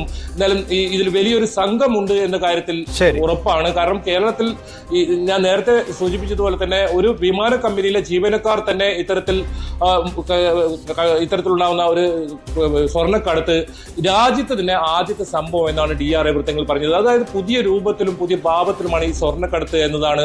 ഓരോ പ്രാവശ്യവും നമ്മൾ ഞെട്ടിപ്പിക്കുന്ന രീതിയിലാണ് ഈ സ്വർണ്ണക്കടത്തുകാരുടെ ഓരോ രീതികളും. അതിൽ ഏറ്റവും ഒടുവിലാണ് വേലി തന്നെ വെളിവ് തിന്നുക എന്നത് പറയുന്നത് പോലെ ഇവരെ തന്നെ ഉപയോഗിച്ച് ഇത്തരത്തിൽ സ്വർണം കടത്തുക എന്നത് ആരും സംശയിക്കപ്പെടാത്ത കാര്യമാണ്. ഏതായാലും ഇത് രഹസ്യ വിവരത്തിന്റെ അടിസ്ഥാനത്തിൽ നടത്തിയ പരിശോധനയിലാണ് ഈ സുരഭി പിടിയിലാകുന്നത്. സുരഭി ഇത്തരത്തിൽ 960 ഗ്രാം സ്വർണമാണ് പുറത്തേക്ക് കണ്ണൂരിൽ നിന്നും കടത്തിയത്. അതിനുശേഷം കൂടുതൽ ചോദ്യം ചെയ്തതിൽ നിന്നാണ് 20 കിലോയോളം സ്വർണം ഇത്തരത്തിൽ കടത്തിയിട്ടുണ്ടെന്ന് സമ്മതിച്ചത്. ഏതായാലും ഇത്തരത്തിൽ അന്വേഷണം വ്യാപിപ്പിക്കാൻ DRI തീരുമാനിച്ചിട്ടുണ്ട്. അഭിലാഷ്. വിശദാംശങ്ങളാണ് കെ വി ബൈജു നൽകിയത്. സ്പോട്ട് ലൈവ് മറ്റൊരു വാർത്തയിലേക്ക് പോകുന്നത് കന്യാകുമാരി വിവേകാനന്ദപ്പാറയിൽ പ്രധാനമന്ത്രി നരേന്ദ്രമോദിയുടെ ധ്യാനം അല്പസമയത്തിനകം അവസാനിക്കാൻ പോവുകയാണ്. വ്യാഴാഴ്ച വൈകിട്ട് ആരംഭിച്ച ധ്യാനം 45 മണിക്കൂറിനോട് അടുത്തിരിക്കുന്നു. പ്രധാനമന്ത്രി ഈ ധ്യാനം അവസാനിപ്പിച്ച് തിരുവനന്തപുരത്തേക്കാണ് എത്തുന്നത്. അതിനുശേഷമാണ് അദ്ദേഹം ഡൽഹിയിലേക്ക് മടങ്ങുന്നത്. ഇന്നിപ്പോൾ ലോക്സഭാ തെരഞ്ഞെടുപ്പിന് തിരശീല വീഴുന്ന ദിവസം കൂടിയാണ്. 7 ഘട്ടങ്ങളിലായി നടന്ന ലോക്സഭാ തെരഞ്ഞെടുപ്പിന് പര്യവസാനം കുറിക്കാൻ പോവുകയാണ്. അതിനുശേഷം ഇനി വീണ്ടും പ്രധാനമന്ത്രി രാഷ്ട്രീയ ചർച്ചകളുടെ തിരക്കിലേക്ക്. ഇന്ന് വൈകിട്ട് എക്സിറ്റ് പോൾ അടക്കം പുറത്തുവരുന്ന സാഹചര്യം. ഇനി വോട്ടെണ്ണലിന് ശേഷിക്കുന്നത് 2 ദിവസങ്ങൾ മാത്രം. വി അരുൺ ചേരുന്നുണ്ട്. അരുൺ, ധ്യാനം അവസാനിക്കുന്നു, എന്താണ് വിവരങ്ങൾ? അഭിലാഷ്, പ്രധാനമന്ത്രി നരേന്ദ്രമോദിയുടെ 45 മണിക്കൂർ നീണ്ടുനിന്ന ധ്യാനം അവസാനിക്കും. 3 മണിക്ക് 45 മണിക്കൂർ പൂർത്തിയാകും. വ്യാഴാഴ്ച വൈകിട്ട് 6 മണിയോടുകൂടിയാണ് പ്രധാനമന്ത്രി നരേന്ദ്രമോദി കന്യാകുമാരിയിലേക്ക് എത്തിയത്. കന്യാകുമാരി ദേവി ക്ഷേത്ര ദർശനത്തിനു ശേഷം അദ്ദേഹം ബോട്ടിൽ വിവേകാനന്ദ പാറയിലേക്ക് എത്തുകയായിരുന്നു. അവിടെ അദ്ദേഹം ധ്യാനം ഇരുന്നു. ഇത്രയും മണിക്കൂറുകൾ അദ്ദേഹം രാവിലെയൊക്കെ നമ്മൾ അദ്ദേഹം ദൃശ്യങ്ങൾ ഇന്നലെയും ഇന്നുമൊക്കെ കണ്ടതാണ്. അദ്ദേഹം സൂര്യ പൂജ ചെയ്യുന്നത്, സൂര്യോദയം ആസ്വദിക്കുന്നതൊക്കെ നമ്മൾ കണ്ടു. നിരവധി ആളുകൾ അദ്ദേഹത്തെ കാണാൻ അവിടെ എത്തിയിരുന്നു. പല ബോട്ടുകളിലായി ഈ 2 ദിവസവും നിരവധി ആളുകളെ അവിടെ കൊണ്ടുവന്നു. അത് ഒരുപക്ഷെ തിരഞ്ഞെടുക്കപ്പെട്ട വിനോദസഞ്ചാരികളാകാം, അല്ലെങ്കിൽ സന്യാസി വര്യന്മാരാകാം, BJPയുടെ പ്രധാനപ്പെട്ട നേതാക്കളോ അത്തരം ആളുകളോ ഒക്കെ ആരുന്ന കാര്യത്തിലൊക്കെ ഇനി വ്യക്തതയുണ്ട്. ഏതായാലും ഈ 45 മണിക്കൂർ ധ്യാനത്തിൽ നിരവധി പേർ അവിടെ വന്നുപോയി. ഇപ്പോൾ പൂർണ്ണമായും ഈ വിവേകാനന്ദ പാറ, വിവേകാനന്ദ മന്ദിരം എല്ലാം പൂർണ്ണമായും സുരക്ഷാ ഏജൻസികളുടെ മാത്രം, അതും പ്രധാനമന്ത്രിക്കൊപ്പമുള്ള പ്രധാനപ്പെട്ട ചില ആളുകളുടെ മാത്രം സാന്നിധ്യമുള്ള സ്ഥലമായി മാറിയിരിക്കുന്നു. അല്പസമയത്തിനകം പ്രധാനമന്ത്രി നരേന്ദ്രമോദി ധ്യാനം പൂർത്തിയാക്കി അവിടെ നിന്ന് പുറത്തേക്ക് ഇറങ്ങി വരും എന്നാണ് പ്രതീക്ഷിക്കുന്നത്. ആ പടികൾ ഇറങ്ങി അദ്ദേഹം വരും. അവിടെ അദ്ദേഹത്തെ ഒപ്പം ഈ ദിവസങ്ങളുണ്ടായത് ഒരുപക്ഷെ അവിടുത്തെ ജീവനക്കാരും മറ്റുമാകാം. അവർക്ക് വേണ്ടി ഒരു ഫോട്ടോഷൂട്ട് അവിടെ അറേഞ്ച് ചെയ്തതായി ആ ദൃശ്യങ്ങൾ നമുക്ക് അനുമാനിക്കാം. നേരത്തെ ആ പടികളിലാണ് ആളുകൾ നിരന്ന് ഇരുന്നത്. അവിടേക്ക് പ്രധാനമന്ത്രി എത്തി ഫോട്ടോ എടുക്കാനുള്ള ആയിരുന്നിരിക്കണം അവിടെ ഉണ്ടായിരുന്നത്. ഏതായാലും അല്പസമയത്തിനും പ്രധാനമന്ത്രി അവിടെ നിന്ന് പുറത്തിറങ്ങും. അവിടെ നിന്ന് പുറത്തിറങ്ങിയാൽ അദ്ദേഹം തൊട്ട് അടുത്തുള്ള തിരുവള്ളുവർ പ്രതിമയിലേക്ക് പോകും. തിരുവള്ളൂർ പ്രതിമയിൽ അവിടെ അദ്ദേഹം പുഷ്പാർച്ചന നടത്തുകയോ അല്ലെങ്കിൽ അവിടെ കുറച്ച് സമയം ചിലവഴിക്കുകയോ ചെയ്യുമെന്നാണ് ഇപ്പോൾ അറിയുന്നത്. കാരണം കന്യാകുമാരി വിവേകാനന്ദ പാറ ഒന്നിച്ച് തിരുവള്ളവരെ വണങ്ങാതെ പോകാൻ അത്ര എളുപ്പമല്ല. രാഷ്ട്രീയപരമായ രാഷ്ട്രീയ കാരണങ്ങൾ, തമിഴ് ജനതയുടെ അത്തരം ഒരു വികാരം അതുമായി ബന്ധപ്പെട്ട് തിരുവള്ളൂരുമായി ബന്ധപ്പെട്ടുണ്ട് എന്നുള്ളത് നമുക്കെല്ലാം അറിയാവുന്ന. അതുകൊണ്ട് തന്നെ അദ്ദേഹം അവിടെ എത്തി പുഷ്പാർച്ചന നടത്തും എന്നാണ് പ്രതീക്ഷിക്കപ്പെടുന്നത്. ഏതായാലും അല്പസമയത്തിനകം പ്രധാനമന്ത്രി നരേന്ദ്രമോദി ഇവിടെ നിന്ന് വിവേകാനന്ദ പാറയിൽ നിന്ന് തന്റെ ധ്യാനം പൂർത്തിയാക്കി ഇറങ്ങും. ഒരുപക്ഷെ ഇന്ത്യൻ ചരിത്രത്തിൽ ആദ്യമായാണ് ഒരു പ്രധാനമന്ത്രി ഇത്രയധികം സമയം ഈ കന്യാകുമാരിയിൽ ചിലവഴിക്കുന്നത്, ഈ കന്യാകുമാരി വിവേകാനന്ദ പാറയിൽ ചിലവഴിക്കുന്നത്. നിരവധി പ്രധാനമന്ത്രിമാർ ഇവിടെ കന്യാകുമാരിയിലും വിവേകാനന്ദ പാറയിലുമൊക്കെ വന്ന് പോയിട്ടുണ്ട്. അതിനപ്പുറത്തേക്ക് ഇത്രയധികം സമയം ചിലവഴിക്കുന്നു. മാത്രമല്ല ഒരു ഇന്ത്യയുടെ തെക്കേ അറ്റത്ത് ഈ മുനമ്പിൽ ഇത്രയധികം സമയം ഒരു പ്രധാനമന്ത്രി വന്നു ഇരുന്നു. അദ്ദേഹം ഇത്തരത്തിൽ ധ്യാനമിരുന്നു എന്നുള്ളതും വളരെ പ്രധാനപ്പെട്ട, വളരെ സവിശേഷമായ കാര്യം തന്നെയാണ്. അതിന്റെ രാഷ്ട്രീയ ശരിതെറ്റുകൾ, രാഷ്ട്രീയ ആരോപണ പ്രത്യാരോപണങ്ങൾ ഒക്കെ മാറ്റി വച്ചാലും ഒരു പ്രധാനമന്ത്രി ഇത്രയധികം സമയം ഒരു ഇന്ത്യയുടെ ഏറ്റവും തെക്കേ അറ്റത്ത് ഈ മുനമ്പിൽ വന്നു എന്നുള്ളതിനെ നമ്മൾ ആ രീതിയിൽ ശ്രദ്ധിക്കേണ്ട, അല്ലെങ്കിൽ വരും ദിവസങ്ങൾ ചർച്ച ചെയ്യപ്പെടാൻ പോകുന്ന വിഷയം തന്നെയാണ്. അതിന്റെ രാഷ്ട്രീയ കാരണങ്ങൾ സംബന്ധിച്ച് പല അഭിപ്രായങ്ങളുണ്ട്. കൃത്യമായ രാഷ്ട്രീയ ലക്ഷ്യത്തോടു കൂടിയാണ് നരേന്ദ്രമോദി ഇവിടെ വന്നതെന്ന് വിശ്വസിക്കുന്നവരാണ് ഇന്ത്യ മുന്നണിയിലെ കക്ഷികളിൽ എല്ലാവരും. കോൺഗ്രസും DMKയും CPM ഉൾപ്പെടെയുള്ള കക്ഷികൾ ആ രീതിയിലാണ് അതിനെ കാണുന്നത്. അതിന്റെ പേരിലാണ് അവർ വലിയ വിമർശനങ്ങൾ ഉന്നയിക്കുന്നത്. പക്ഷേ അതിനപ്പുറത്തേക്ക് പ്രധാനമന്ത്രി എല്ലാ കാലത്തും ആത്മീയതയെ ആ രീതിയിൽ ചേർത്തുപിടിച്ച ആളാണ്. ആത്മീയ കാര്യങ്ങൾ കൃത്യമായി ഫോളോ ചെയ്യുന്ന ആളാണ് അദ്ദേഹം. ഇടയ്ക്കിടയ്ക്ക് ക്ഷേത്ര ദർശനങ്ങളും അത് എത്ര തിരക്ക് പിടിച്ച രാഷ്ട്രീയ ഷെഡ്യൂളായാലും അതൊക്കെ മാറ്റിവെച്ചുകൊണ്ട് അദ്ദേഹം ഈ ദേവാലയ ദർശനങ്ങളും അമ്പല ദർശനങ്ങളും അതുപോലെ ഈ തപസ്സും ഒക്കെ അദ്ദേഹം പിന്തുടരുന്ന ആളാണ്. നമുക്കറിയാം ഈ തെരഞ്ഞെടുപ്പ് സമയത്ത് പോലും എത്രയധികം ക്ഷേത്രങ്ങൾ അദ്ദേഹം കേരളത്തിൽ ഉൾപ്പെടെ സന്ദർശിച്ചു, തമിഴ്നാട്ടിൽ സന്ദർശിച്ചു. അത്തരം കാര്യങ്ങളൊക്കെ സ്വാഭാവികമായി രാഷ്ട്രീയ ലക്ഷ്യങ്ങളുടെ ഭാഗമാണെങ്കിൽ കൂടിയും അദ്ദേഹം ആ രീതിയിൽ പിന്തുടരുന്ന ആളാണ്. ഇത്തരം കാര്യങ്ങൾ അതുകൊണ്ട് തന്നെ അദ്ദേഹത്തിന്റെ ഈ കന്യാകുമാരി സന്ദർശനവും വിവേകാനന്ദ പാറ ധ്യാനവുമൊക്കെ പൂർണ്ണമായും ആത്മീയ ലക്ഷ്യത്തോടെയുള്ള അദ്ദേഹത്തിന്റെ തീരുമാനങ്ങളാണ് എന്ന തരത്തിലാണ് BJP ക്യാമ്പ് കാര്യങ്ങൾ വിശദീകരിക്കുന്നത്. ഏതായാലും 45 നീണ്ട മണിക്കൂറുകൾ പ്രധാനമന്ത്രി നരേന്ദ്രമോദി ഇവിടെ ഉണ്ടായിരുന്നു. അതിന്റെ ഭാഗമായുള്ള കർശന സുരക്ഷാ ക്രമീകരണങ്ങളും ഇവിടെ ഉണ്ടായിരുന്നു. ഇപ്പോൾ തന്നെ നമുക്ക് ദൃശ്യങ്ങൾ ഉണ്ടാകുമെന്ന് കരുതുന്നു. ഈ വിവേകാനന്ദ പാറയുടെ ചുറ്റുമുള്ള സമുദ്രം മുഴുവൻ, ആ ഭാഗം മുഴുവൻ സുരക്ഷാ ഏജൻസികളുടെ, സുരക്ഷാ സേനകളുടെ വലയത്തിലാണ്. ഇന്ത്യൻ കോസ്റ്റ് ഗാർഡും കോസ്റ്റൽ പോലീസും അതുപോലെ തന്നെ SPG ഉൾപ്പെടെയുള്ള പ്രധാനമന്ത്രിയുടെ സ്പെഷ്യൽ പ്രൊട്ടക്ഷൻ ഗ്രൂപ്പും മറ്റ് സേനകളുമൊക്കെ ഒരുപക്ഷെ ആകാശ നിരീക്ഷണവും ഒക്കെ ശക്തമാണ്. കന്യാകുമാരി പ്രദേശം മുഴുവൻ പോലീസ് വലയത്തിലാണ്. SPGയുടെ സുരക്ഷാ മാർഗനിർദ്ദേശങ്ങൾ, നിബന്ധനകൾ അനുസരിച്ചാണ് ഇപ്പോഴും നീങ്ങുന്നത്. ചുറ്റും നിരവധി ഇതിന്റെ തീരത്തിന്റെ ഉൾഭാഗത്ത് കൂടുതൽ പടക്കപ്പലുകളടക്കം വിന്യസിച്ചിട്ടുണ്ട്. ഈ വിവേകാനന്ദ പാറയുടെ അടുത്ത ബോട്ടുകളും പട്രോളിംഗ് ബോട്ടുകളും അതുപോലെ മറ്റ് സംവിധാനങ്ങളും ഒരുക്കിയിട്ടുണ്ട്.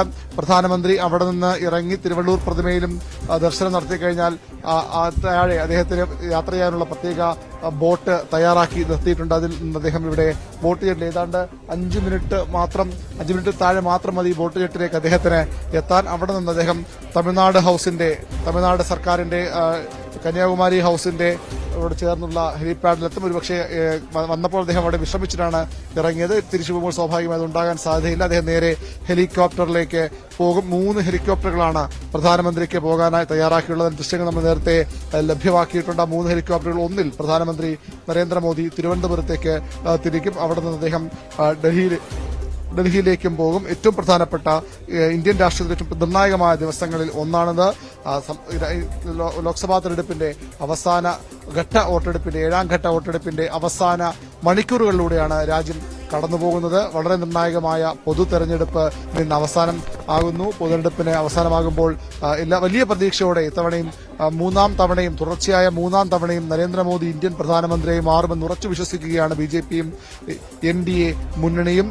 അതിന്റെ ആത്മവിശ്വാസം ഒരുപക്ഷെ നമുക്കറിയാം. സ്വാമി വിവേകാനന്ദൻ ഈ പാറയിൽ തപസ് ചെയ്ത ശേഷം അത് വിവേകാനന്ദ പാറയാവുകയും ഈ തപസ്സിന് ശേഷം അദ്ദേഹം ചിക്കാഗോയിൽ പോയി നടത്തിയ ലോകപ്രശസ്തമായ ആ പ്രസംഗവും എല്ലാ ഇന്ത്യക്കാരും എക്കാലവും അഭിമാനബോധത്തോടെ മാത്രം ഓർക്കുന്ന ആ ചിക്കാഗോ പ്രസംഗവും ഒക്കെ ഇവിടുന്ന് പ്രത്യേക ഊർജ്ജം ഉൾക്കൊണ്ട് അദ്ദേഹം പോയി എന്ന് വേണം വിശ്വസിക്കപ്പെടുന്നത്. അതുപോലെ തന്നെ പ്രധാനമന്ത്രി നരേന്ദ്രമോദി ഇവിടെ നിന്ന് പോകുമ്പോൾ പുതിയ ഊർജ്ജം സ്വാഭാവികമായും ഈ കന്യാകുമാരിയുടെ ഭംഗി, വിവേകാനന്ദ പാറ പോലെ ഇത്രയധികം ആത്മീയമായും അതുപോലെ വിനോദസഞ്ചാരപരമായും ഒക്കെ ഉന്നതി നിൽക്കുന്ന ഒരു സ്ഥലം, അവിടെ നിന്ന് അദ്ദേഹം മടങ്ങുമ്പോൾ 45 മണിക്കൂർ ധ്യാനത്തിന് ശേഷം അദ്ദേഹം മടങ്ങുമ്പോൾ പുതിയൊരു ഊർജ്ജവുമായാകും സ്വാഭാവികമായി ഇന്ത്യൻ പ്രധാനമന്ത്രി ഡൽഹിയിലേക്ക് പോവുക. അവിടെ അദ്ദേഹത്തെ കാത്തിരിക്കുന്നത് ഇന്ന് എക്സിറ്റ് പോളുകളാണ്. 2 ദിവസങ്ങൾക്കപ്പുറം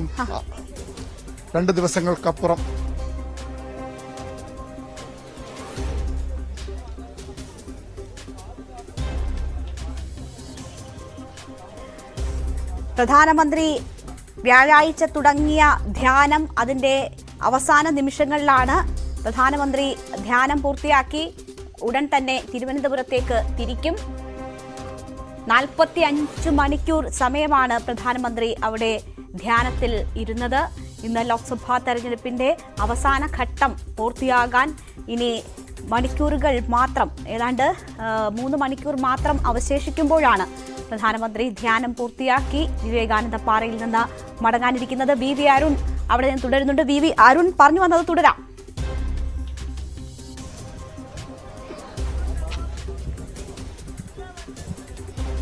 അതുതന്നെയാണ് സ്വാഭാവികമായും ഈ 45 മണിക്കൂർ ധ്യാനം, അല്ലെങ്കിൽ തികച്ചും ശാന്തമായ മനസ്സോടുകൂടി മറ്റെല്ലാ തിരക്കുകളും മാറ്റിവെച്ച് മാസങ്ങളോളം നീണ്ട തെരഞ്ഞെടുപ്പ് പ്രചരണത്തിന്റെ തന്ത്രമൊരുക്കലിന്റെ ആരോപണങ്ങൾക്ക് മറുപടി പറയുന്നതിന്റെ പുതിയ ആരോപണങ്ങൾ ഉന്നയിക്കുന്നതിന്റെ ഒക്കെ തിരക്കിലായിരുന്നു പ്രധാനമന്ത്രി നരേന്ദ്രമോദി. അതിൽ നിന്നൊക്കെ തീർത്തും ഭിന്നമായ ഒരു അന്തരീക്ഷത്തിൽ കടലിൽ നടക്കിൽ ഒരുപക്ഷെ ഇന്ത്യയിൽ മറ്റൊരിടത്തും ഇത്രയധികം മനോഹരമായ ഒരു സ്ഥലം, അതും 45 മണിക്കൂറോളം ഏകാന്തതയിൽ ഇരിക്കാൻ, ശാന്തമായ മനസ്സോടെ ശരീരം ഒട്ടും അധ്വാനിക്കാതെ ഇരിക്കാൻ അദ്ദേഹത്തിന് ഒരു സ്ഥലം അദ്ദേഹം തെരഞ്ഞെടുത്തത് ഇത്തവണ ഈ കന്യാകുമാരിയാണ്. ഈ സമുദ്രങ്ങളുടെ 3 സമുദ്രങ്ങളുടെ മഹാസമുദ്രങ്ങളുടെ സംഗമ കേന്ദ്രമാണ്. അവിടെയാണ് ത്രിവേണി സംഗമമാണ് അദ്ദേഹം തന്റെ ഈ അവധിക്കാലം അല്ലെങ്കിൽ ഈ തെരഞ്ഞെടുപ്പ് തിരക്കുകൾക്കിടയിൽ നിന്നെല്ലാം വീണുകിട്ടിയ കുറച്ചു മണിക്കൂറുകൾ ചെലവഴിക്കാൻ ഇന്ത്യൻ പ്രധാനമന്ത്രി നരേന്ദ്രമോദി തെരഞ്ഞെടുത്തത്. അവിടെ അതിന് ഉള്ള എല്ലാ അന്തരീക്ഷവും അദ്ദേഹത്തിനുണ്ടായിരുന്നു. മനോഹരമായിരുന്നു. ഈ കഴിഞ്ഞ മണിക്കൂറുകൾ കന്യാകുമാരിയുടെ പ്രകൃതി നമുക്കറിയാം. പലപ്പോഴും ഈ കാലവർഷം എത്തിയ സമയമാണ്. പ്രക്ഷുബ്ധമായ കടലാണ് പലയിടങ്ങളിലുമുണ്ട്. പക്ഷേ കന്യാകുമാരി തികച്ചും ഭിന്നമായിരുന്നു. പ്രധാനമന്ത്രി വരുന്ന ആ ദിവസം ഇതുവരെയും വളരെ ശാന്തമായ കടലാണ്, വളരെ ശാന്തമായ അന്തരീക്ഷമാണ്. വലിയ മഴയോ അല്ലെങ്കിൽ കടുത്ത ചൂടോ ഒന്നും ഇവിടെ ഉണ്ടായിട്ടില്ല. അത്തരത്തിൽ വളരെ പ്രകൃതി കൂടി കനിഞ്ഞ് അനുഗ്രഹിച്ച ഒരു അന്തരീക്ഷമാണ് പൊതുവിൽ കന്യാകുമാരിയിൽ ഉണ്ടായത്. അവിടെയാണ് അദ്ദേഹം 45 മണിക്കൂർ ചെലവഴിച്ച്. ഞാൻ പറഞ്ഞു വന്ന അദ്ദേഹത്തിന് സ്വാഭാവികമായും സാധാരണ ഏതൊരു മനുഷ്യനും ഇത്തരമൊരു അന്തരീക്ഷത്തിൽ വളരെ ആയാസരഹിതമായ വിശ്രമത്തിലേക്ക് കടക്കുമ്പോൾ, ധ്യാനത്തിലേക്ക് കടക്കുമ്പോൾ ലഭിക്കുന്ന ഒരു ഊർജ്ജമുണ്ട്. ആ ഊർജ്ജവുമായാകും പ്രധാനമന്ത്രി ഡൽഹിയിലേക്ക് മടങ്ങുക. പുതിയ തന്ത്രങ്ങൾ, പുതിയ നീക്കങ്ങളൊക്കെ ഇവിടെ നിന്ന് അദ്ദേഹം തുടക്കമിടുമെന്ന് തന്നെ പ്രതീക്ഷിക്കാം. ഏതായാലും ഇനി 3 മണിക്കൂറിൽ താഴെ മാത്രമാണ് ഈ ലോക്സഭാ തെരഞ്ഞെടുപ്പിന്റെ വോട്ടിംഗ് പൂർത്തിയാകാൻ. അതോടുകൂടി രാജ്യം പൂർണ്ണമായും വിധിയെഴുതി കഴിയും. പിന്നീട് ഉള്ളത് 2 ദിവസത്തെ കാത്തിരിപ്പാണ്. 3-ാം നാൾ രാവിലെ 8 മണിയോടുകൂടി വോട്ടെണ്ണൽ ആരംഭിക്കും. ഇന്ത്യൻ ജനത എങ്ങനെയാണ് ഇത്തവണ ചിന്തിച്ചത്, ആർക്കനുകൂലമായാണ് ചിന്തിച്ചത്, നരേന്ദ്രമോദിയുടെ 10 വർഷത്തെ ഭരണത്തെ അവർ എങ്ങനെ വിലയിരുത്തി, നരേന്ദ്രമോദി ഇനിയും തുടരണമെന്നവർ വിധിയെഴുതിയോ അല്ലെങ്കിൽ നരേന്ദ്രമോദി മാറണം എന്ന തീരുമാനമാണോ ജനങ്ങൾ കൈക്കൊണ്ടെന്ന കാര്യമൊക്കെ ആ തീരുമാനം ആയിക്കഴിയും. 2 മണിക്കൂറുകൾ കൂടി പൂർത്തിയാകുമ്പോൾ വളരെ പ്രധാനപ്പെട്ട, വളരെ നിർണായകമായ, ചുരുക്കം സീറ്റുകളാണെങ്കിൽ പോലും വളരെ നിർണായകമായ അവസാനഘട്ട വോട്ടെടുപ്പാണ് ഇന്ന് പൂർത്തിയാകുന്നത്. ബംഗാൾ ഉൾപ്പെടെയുള്ള സംസ്ഥാനങ്ങൾ വോട്ടെടുപ്പിലുണ്ട്. ബംഗാളിന്റെ പ്രാധാന്യം ഈ വിവേകാനന്ദ പാറയുമായി ചേർത്ത് വായിക്കാൻ കഴിയുന്നതാണ്. സ്വാമി വിവേകാനന്ദൻ ബംഗാളികൾക്ക് വളരെ ആ രീതിയിൽ ഏറ്റവും പ്രിയപ്പെട്ടവരാണ്. അത്രയും ആരാധ്യനായ നേതാവാണ്, ആരാധ്യനായ ബംഗാളിന്റെ പുത്രനാണ്. ആ വിവേകാനന്ദന്റെ പേരിലുള്ള പാറയിലാണ്, കന്യാകുമാരി വിവേകാനന്ദ പാറയിലാണ് പ്രധാനമന്ത്രി നരേന്ദ്രമോദിയും ഇവിടെ ധ്യാനമിരിക്കാൻ വന്നത്. അത് സ്വാഭാവികമായും ബംഗാൾ രാഷ്ട്രീയവുമായി ചേർത്ത് വായിക്കപ്പെടുന്ന, ബംഗാളിലെ തെരഞ്ഞെടുപ്പുമായി പ്രതിപക്ഷം ചേർത്ത് വായിക്കുന്ന ഒരു കാര്യമാണ്. മറ്റൊന്ന്, തെക്കേ ഇന്ത്യയിൽ BJP ശക്തി പ്രാപിക്കാൻ നടത്തുന്ന ശ്രമങ്ങൾ, തെക്കേ ഇന്ത്യ അധീശത്വം സ്ഥാപിക്കാൻ നടത്തുന്ന ശ്രമങ്ങൾ, സ്വാഭാവികമായും അതിന്റെ ഭാഗമായി കൂടിയാണ് പ്രധാനമന്ത്രി നരേന്ദ്രമോദി ഇത്തരത്തിൽ ഈ ഇന്ത്യയുടെ തെക്കേ അറ്റത്തെ ഈ മുനമ്പിലെ കന്യാകുമാരിയിലെ വിവേകാനന്ദ പാറയിലെ ഈ ധ്യാനത്തെ, അവിടുത്തെ വിശ്രമ സമയത്തെ തിരഞ്ഞെടുക്കാൻ കാരണം തന്നെ ഈ തെക്കേ ഇന്ത്യയിലേക്ക് കടന്നുവരാൻ, കൂടുതൽ ശക്തമായി കടന്നുവരാൻ ശ്രമിക്കുന്ന ശ്രമങ്ങളുടെ ഭാഗമായെന്നും വിലയിരുത്തുന്നുണ്ട്. അതെന്തായാലും ഇന്ത്യൻ പ്രധാനമന്ത്രി 45 മണിക്കൂറോളം ഇവിടെ ചിലവഴിച്ചു എന്ന് തന്നെയാണ് ഇതിന്റെ ഏറ്റവും പ്രധാനപ്പെട്ട കാര്യം. അത് ഭാവിയിൽ ഈ വിവേകാനന്ദ പാറയുടെ, കന്യാകുമാരിയുടെ ടൂറിസം, ആത്മീയ ടൂറിസം, വിനോദസഞ്ചാരം, അതുപോലെ ആത്മീയ ടൂറിസം മേഖലകളിലൊക്കെ വലിയ മുതൽക്കൂട്ടാകും, വലിയ തുണയാകുമെന്ന് പ്രതീക്ഷിക്കുന്നവർ നിരവധിയാണ്. ഏതായാലും പ്രധാനമന്ത്രിയുടെ ധ്യാനം നേരത്തെ പറഞ്ഞതനുസരിച്ചാണെങ്കിൽ ഇപ്പോൾ അവസാനിച്ചിരിക്കണം. 6 മണിയോടുകൂടിയാണ് വ്യാഴാഴ്ച അദ്ദേഹം ഇവിടെ എത്തിയത്. ആ സമയം മുതൽ അദ്ദേഹം ഇവിടെയുണ്ട്. 45 മണിക്കൂർ ധ്യാനമാണ് പറഞ്ഞത്. ആ 45 മണിക്കൂറുകൾ പൂർത്തിയാകുന്നു. ഇനി അധികം വൈകാതെ പ്രധാനമന്ത്രി ഈ വിവേകാനന്ദ പാറയിൽ നിന്ന്, ആ മണ്ഡപത്തിൽ നിന്ന് പുറത്തേക്ക് വരുമെന്നാണ് പ്രതീക്ഷിക്കപ്പെടുന്നത്. അദ്ദേഹത്തെ ഇവിടെ നിന്ന് യാത്രയാക്കാനുള്ള, അദ്ദേഹത്തെ ഇവിടെ നിന്ന് തിരികെ വിടാനുള്ള എല്ലാ ഒരുക്കങ്ങളും, എല്ലാ തയ്യാറെടുപ്പുകളും പൂർത്തിയായി കഴിഞ്ഞു. ഇതിന്റെ കന്യാകുമാരിയുടെ തീരവും ആകാശവും അതുപോലെ റോഡും ഒക്കെ പൂർണ്ണമായും സേനകളുടെ നിയന്ത്രണത്തിലായി കഴിഞ്ഞു. സുരക്ഷാ ഉദ്യോഗസ്ഥരുടെ പിടിയിലായി കഴിഞ്ഞു. പ്രധാനമന്ത്രി പോകുന്നതുവരെ ഇനി അധികം സാധാരണക്കാർക്ക് ദൃശ്യങ്ങൾ കാണാം. അരുൺ, അവിടെ സുരക്ഷാ ഉദ്യോഗസ്ഥരെ കാണാം. പ്രധാനമന്ത്രി അവിടെ നിന്ന് തിരിക്കുന്നു എന്നതാണ് ആ ദൃശ്യങ്ങൾ കാണുമ്പോൾ മനസ്സിലാകുന്നത്. അല്പസമയത്തിനകം തന്നെ അദ്ദേഹം അവിടെ നിന്ന് തിരിക്കും. 45 മണിക്കൂർ വിവേകാനന്ദ പാറയിൽ ചെലവിട്ടതിന് ശേഷമാണ് പ്രധാനമന്ത്രി അവിടെ നിന്ന് തിരിക്കുന്നത്. 45 മണിക്കൂർ പൂർണ്ണ ധ്യാനമോ തപസ്സോ ആയിരുന്നില്ല. പക്ഷേ അദ്ദേഹം മറ്റ് പൂജകളും പ്രാർത്ഥനകളും ഒക്കെ അവിടെ നടത്തുകയുണ്ടായി. സമുദ്രവന്ദനം, സന്ധ്യാവന്ദനം, ഭൂമിവന്ദനം തുടങ്ങി അദ്ദേഹം വിവിധ പൂജകളും പ്രാർത്ഥനകളും ഒക്കെ അതിനിടയിൽ ചെയ്തു. വിശ്രമത്തിനും അവസരം ഉണ്ടായിരുന്നു. പക്ഷേ മറ്റൊന്നും ഇല്ല. അതിനുശേഷം ഉള്ള സമയം, പ്രാർത്ഥനയ്ക്കും പൂജയ്ക്കും ശേഷമുള്ള സമയം ധ്യാനത്തിൽ അദ്ദേഹം മുഴുകി എന്നതാണ് ഈ 3 ദിവസത്തിന്റെ പ്രത്യേകത. എന്തായാലും 45 മണിക്കൂർ വിവേകാനന്ദ പാറയിൽ ചെലവഴിച്ചതിന് ശേഷം പ്രധാനമന്ത്രി അവിടെ നിന്ന് മടങ്ങാൻ പോവുകയാണ്. അതിൻ്റെ ബാക്കി ചടങ്ങുകളും പ്രാർത്ഥനയും പൂജയും ഒക്കെ അവിടെ പുരോഗമിക്കുന്നു എന്നതാണ് നമ്മൾ കഴിഞ്ഞ മണിക്കൂറിൽ കണ്ടത്. ഇപ്പോൾ അദ്ദേഹം ഏതാണ്ട് അവിടെ നിന്ന് തിരിക്കുന്നു. സുരക്ഷാ ഉദ്യോഗസ്ഥരെ ഉൾപ്പെടെ നമുക്ക് ദൃശ്യങ്ങളിൽ കാണാം. അവിടെ നിന്ന് തിരുവനന്തപുരത്തെത്തി അവിടെ നിന്നായിരിക്കും പ്രധാനമന്ത്രിയുടെ മടക്കം. ഇപ്പോൾ 45 മണിക്കൂർ നേരത്തെ വി അരുൺ സൂചിപ്പിച്ചതുപോലെയുള്ള പല രാഷ്ട്രീയമായി ഉൾപ്പെടെയുള്ള പ്രാധാന്യമുള്ള സന്ദർശനമായിരുന്നു വിവേകാനന്ദ പാറയിലേക്കുള്ള പ്രധാനമന്ത്രിയുടെ വരവ്. അവിടെ ബംഗാൾ അവസാനഘട്ട തെരഞ്ഞെടുപ്പിലേക്ക് പോകുന്ന ഘട്ടത്തിലാണ് പ്രധാനമന്ത്രി അവിടെ എത്തിയത്. പരസ്യ പ്രചാരണം അവസാനിച്ച ദിവസം പരോക്ഷ പ്രചരണം എന്ന നിലയിൽ പ്രതിപക്ഷമൊക്കെ വലിയ ആക്ഷേപവും പരാതിയും അതിനെതിരെ ഉന്നയിച്ചിരുന്നു. വലിയ രീതിയിൽ അത് ചർച്ചയാവുകയും ചെയ്തിരുന്നു. പക്ഷേ അദ്ദേഹത്തിന്റെ സന്ദർശനം അത് ഭംഗിയായി പൂർത്തിയാക്കി അവിടെ നിന്ന് മടങ്ങുകയാണ്. ഇനി തെരഞ്ഞെടുപ്പ് ഫലപ്രഖ്യാപനത്തിൻ്റെ കൂട്ടലും കിഴിക്കലും അതിലേക്കൊക്കെ കടക്കുകയാണ്. ആ സമയത്താണ് അദ്ദേഹം ധ്യാനം പൂർത്തിയാക്കി പുറത്തേക്ക് വരുന്നത്. 4-ാം തീയതിയാണ് വോട്ടെടുപ്പ് നടക്കുക. ഇന്ന് വൈകുന്നേരം 6 മണിയോടുകൂടി പോളിംഗ് 7-ാം ഘട്ടത്തിൻ്റെയും പൂർത്തിയാക്കി കഴിഞ്ഞാൽ എക്സിറ്റ് പോൾ ഫലങ്ങൾ കൂടി പുറത്തുവരും. രാഷ്ട്രീയ പാർട്ടികളെ സംബന്ധിച്ച് വലിയ നിർണായകമായ മണിക്കൂറുകളാണ് ഇനിയുള്ള ദിവസങ്ങളും നേരവും. അപ്പോൾ അദ്ദേഹം ധ്യാനം കൂടി പൂർത്തിയാക്കി ഇപ്പോൾ പുറത്തേക്ക് വരികയാണ്. തിരുവനന്തപുരത്തേക്ക് എത്തും. അവിടെ നിന്ന് ഡൽഹിയിലേക്ക് മടങ്ങും എന്നതാണ് മനസ്സിലാകുന്നത്. പിന്നീട് രാഷ്ട്രീയ കൂടിയാലോചനകളുടെയും മറ്റും തിരക്കാണ്. ഭൂരിപക്ഷം കിട്ടിയാൽ 3-ാം വരവ് ഉറപ്പായാൽ സർക്കാർ രൂപീകരണത്തിൻ്റെതുൾപ്പെടെയുള്ള തിരക്കുകളിലേക്ക് മടങ്ങേണ്ടതാണ്. എന്തായാലും രാഷ്ട്രീയമായി ഏറെ പ്രാധാന്യമുള്ള സന്ദർശനം കൂടിയാണ് പ്രധാനമന്ത്രി നടത്തിയിരിക്കുന്നത്.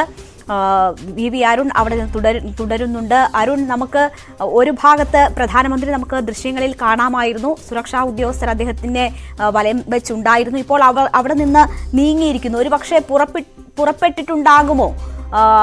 അതിൻ്റെയൊക്കെ ദൃശ്യങ്ങൾ നമുക്ക് പിന്നീട് മാത്രമേ ലഭിക്കുകയുള്ളൂ.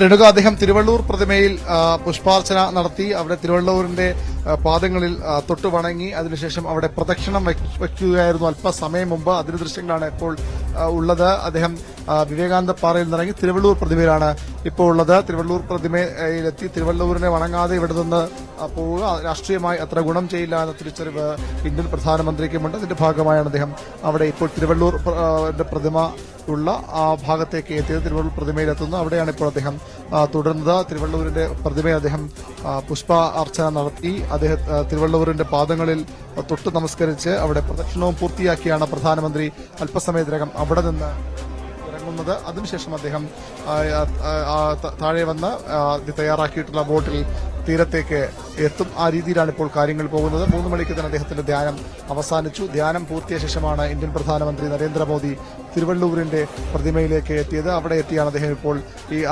കുറച്ചു സമയം അദ്ദേഹം അവിടെ ചെലവഴിക്കുകയാണ്. തിരുവള്ളൂരിന്റെ പ്രതിമയ്ക്ക് ചുറ്റും അദ്ദേഹം പ്രദക്ഷിണം വച്ചു. അതിനുശേഷമാണ് അദ്ദേഹം ഇപ്പോഴും അവിടെ തുടർന്ന് അദ്ദേഹത്തിനൊപ്പം സുരക്ഷാ ഉദ്യോഗസ്ഥരും അദ്ദേഹത്തിന്റെ പേഴ്സണൽ സ്റ്റാഫ് അംഗങ്ങൾ ചുരുക്കം പേർ മാത്രമാണ് ഇപ്പോൾ അവിടെയുള്ളത്. വലിയ സുരക്ഷാ ക്രമീകരണങ്ങൾ അവിടെയും തുടരുന്നുണ്ട്. ഏതായാലും അല്പസമയത്തിനകം തിരുവള്ളൂർ പ്രതിമയിൽ നിന്ന് പ്രധാനമന്ത്രി നരേന്ദ്രമോദി പുറത്തേക്ക് വരും. അവിടെ നിന്ന് ബോട്ടിൽ അദ്ദേഹം തീരത്തേക്ക് പോകും. ഏതാണ്ട് 5 മിനിറ്റ് താഴെ മാത്രം മതി ഈ തീരത്തേക്ക് എത്താൻ. അവിടെ നിന്ന് അദ്ദേഹം തമിഴ്നാട് ഹൌസിലെ എത്തുകയും അവിടുത്തെ ഹെലിപാഡിൽ നിന്ന് തിരുവനന്തപുരത്തേക്ക് യാത്ര തിരിക്കുകയും ചെയ്യും. ഏതായാലും 45 മണിക്കൂർ നീണ്ടുനിന്ന ഇന്ത്യൻ പ്രധാനമന്ത്രി നരേന്ദ്രമോദിയുടെ ധ്യാനം അവസാനിച്ചിരിക്കുന്നു. അദ്ദേഹം തിരുവള്ളൂർ പ്രതിമയിലാണ് ഇപ്പോൾ. ദൃശ്യങ്ങൾ വ്യക്തമാണ് എന്ന് കരുതുന്നു. അല്പസമയത്തിനകം അദ്ദേഹം അവിടെ നിന്നും മടങ്ങും. അവിടെ നിന്ന് പുറത്തേക്ക് വരും.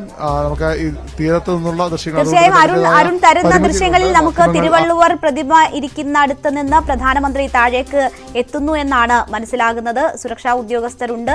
അദ്ദേഹം താഴേക്ക് ഇറങ്ങി വരുന്ന ദൃശ്യങ്ങൾ നമുക്ക് കാണാം. തുടരാം അരുൺ.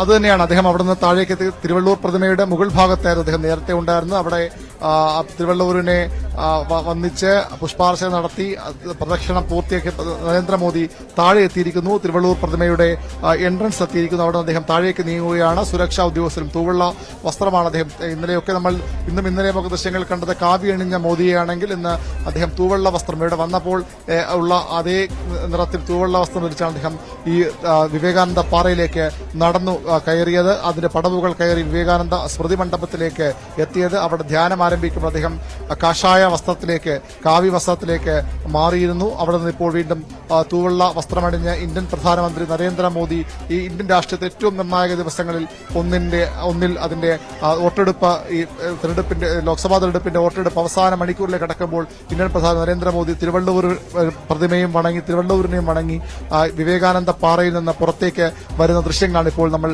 പ്രേക്ഷകരിലേക്ക് എത്തിക്കുന്നത്. വളരെ വളരെ നിർണായകമായ നിമിഷങ്ങൾ. ഒരു ഇന്ത്യൻ പ്രധാനമന്ത്രി 45 മണിക്കൂറുകൾ ഈ ഒരു പ്രദേശത്ത് ഈ കടലിൽ ചെലവഴിച്ചു എന്നത് ഏറ്റവും പ്രധാനപ്പെട്ട കാര്യമാണ്.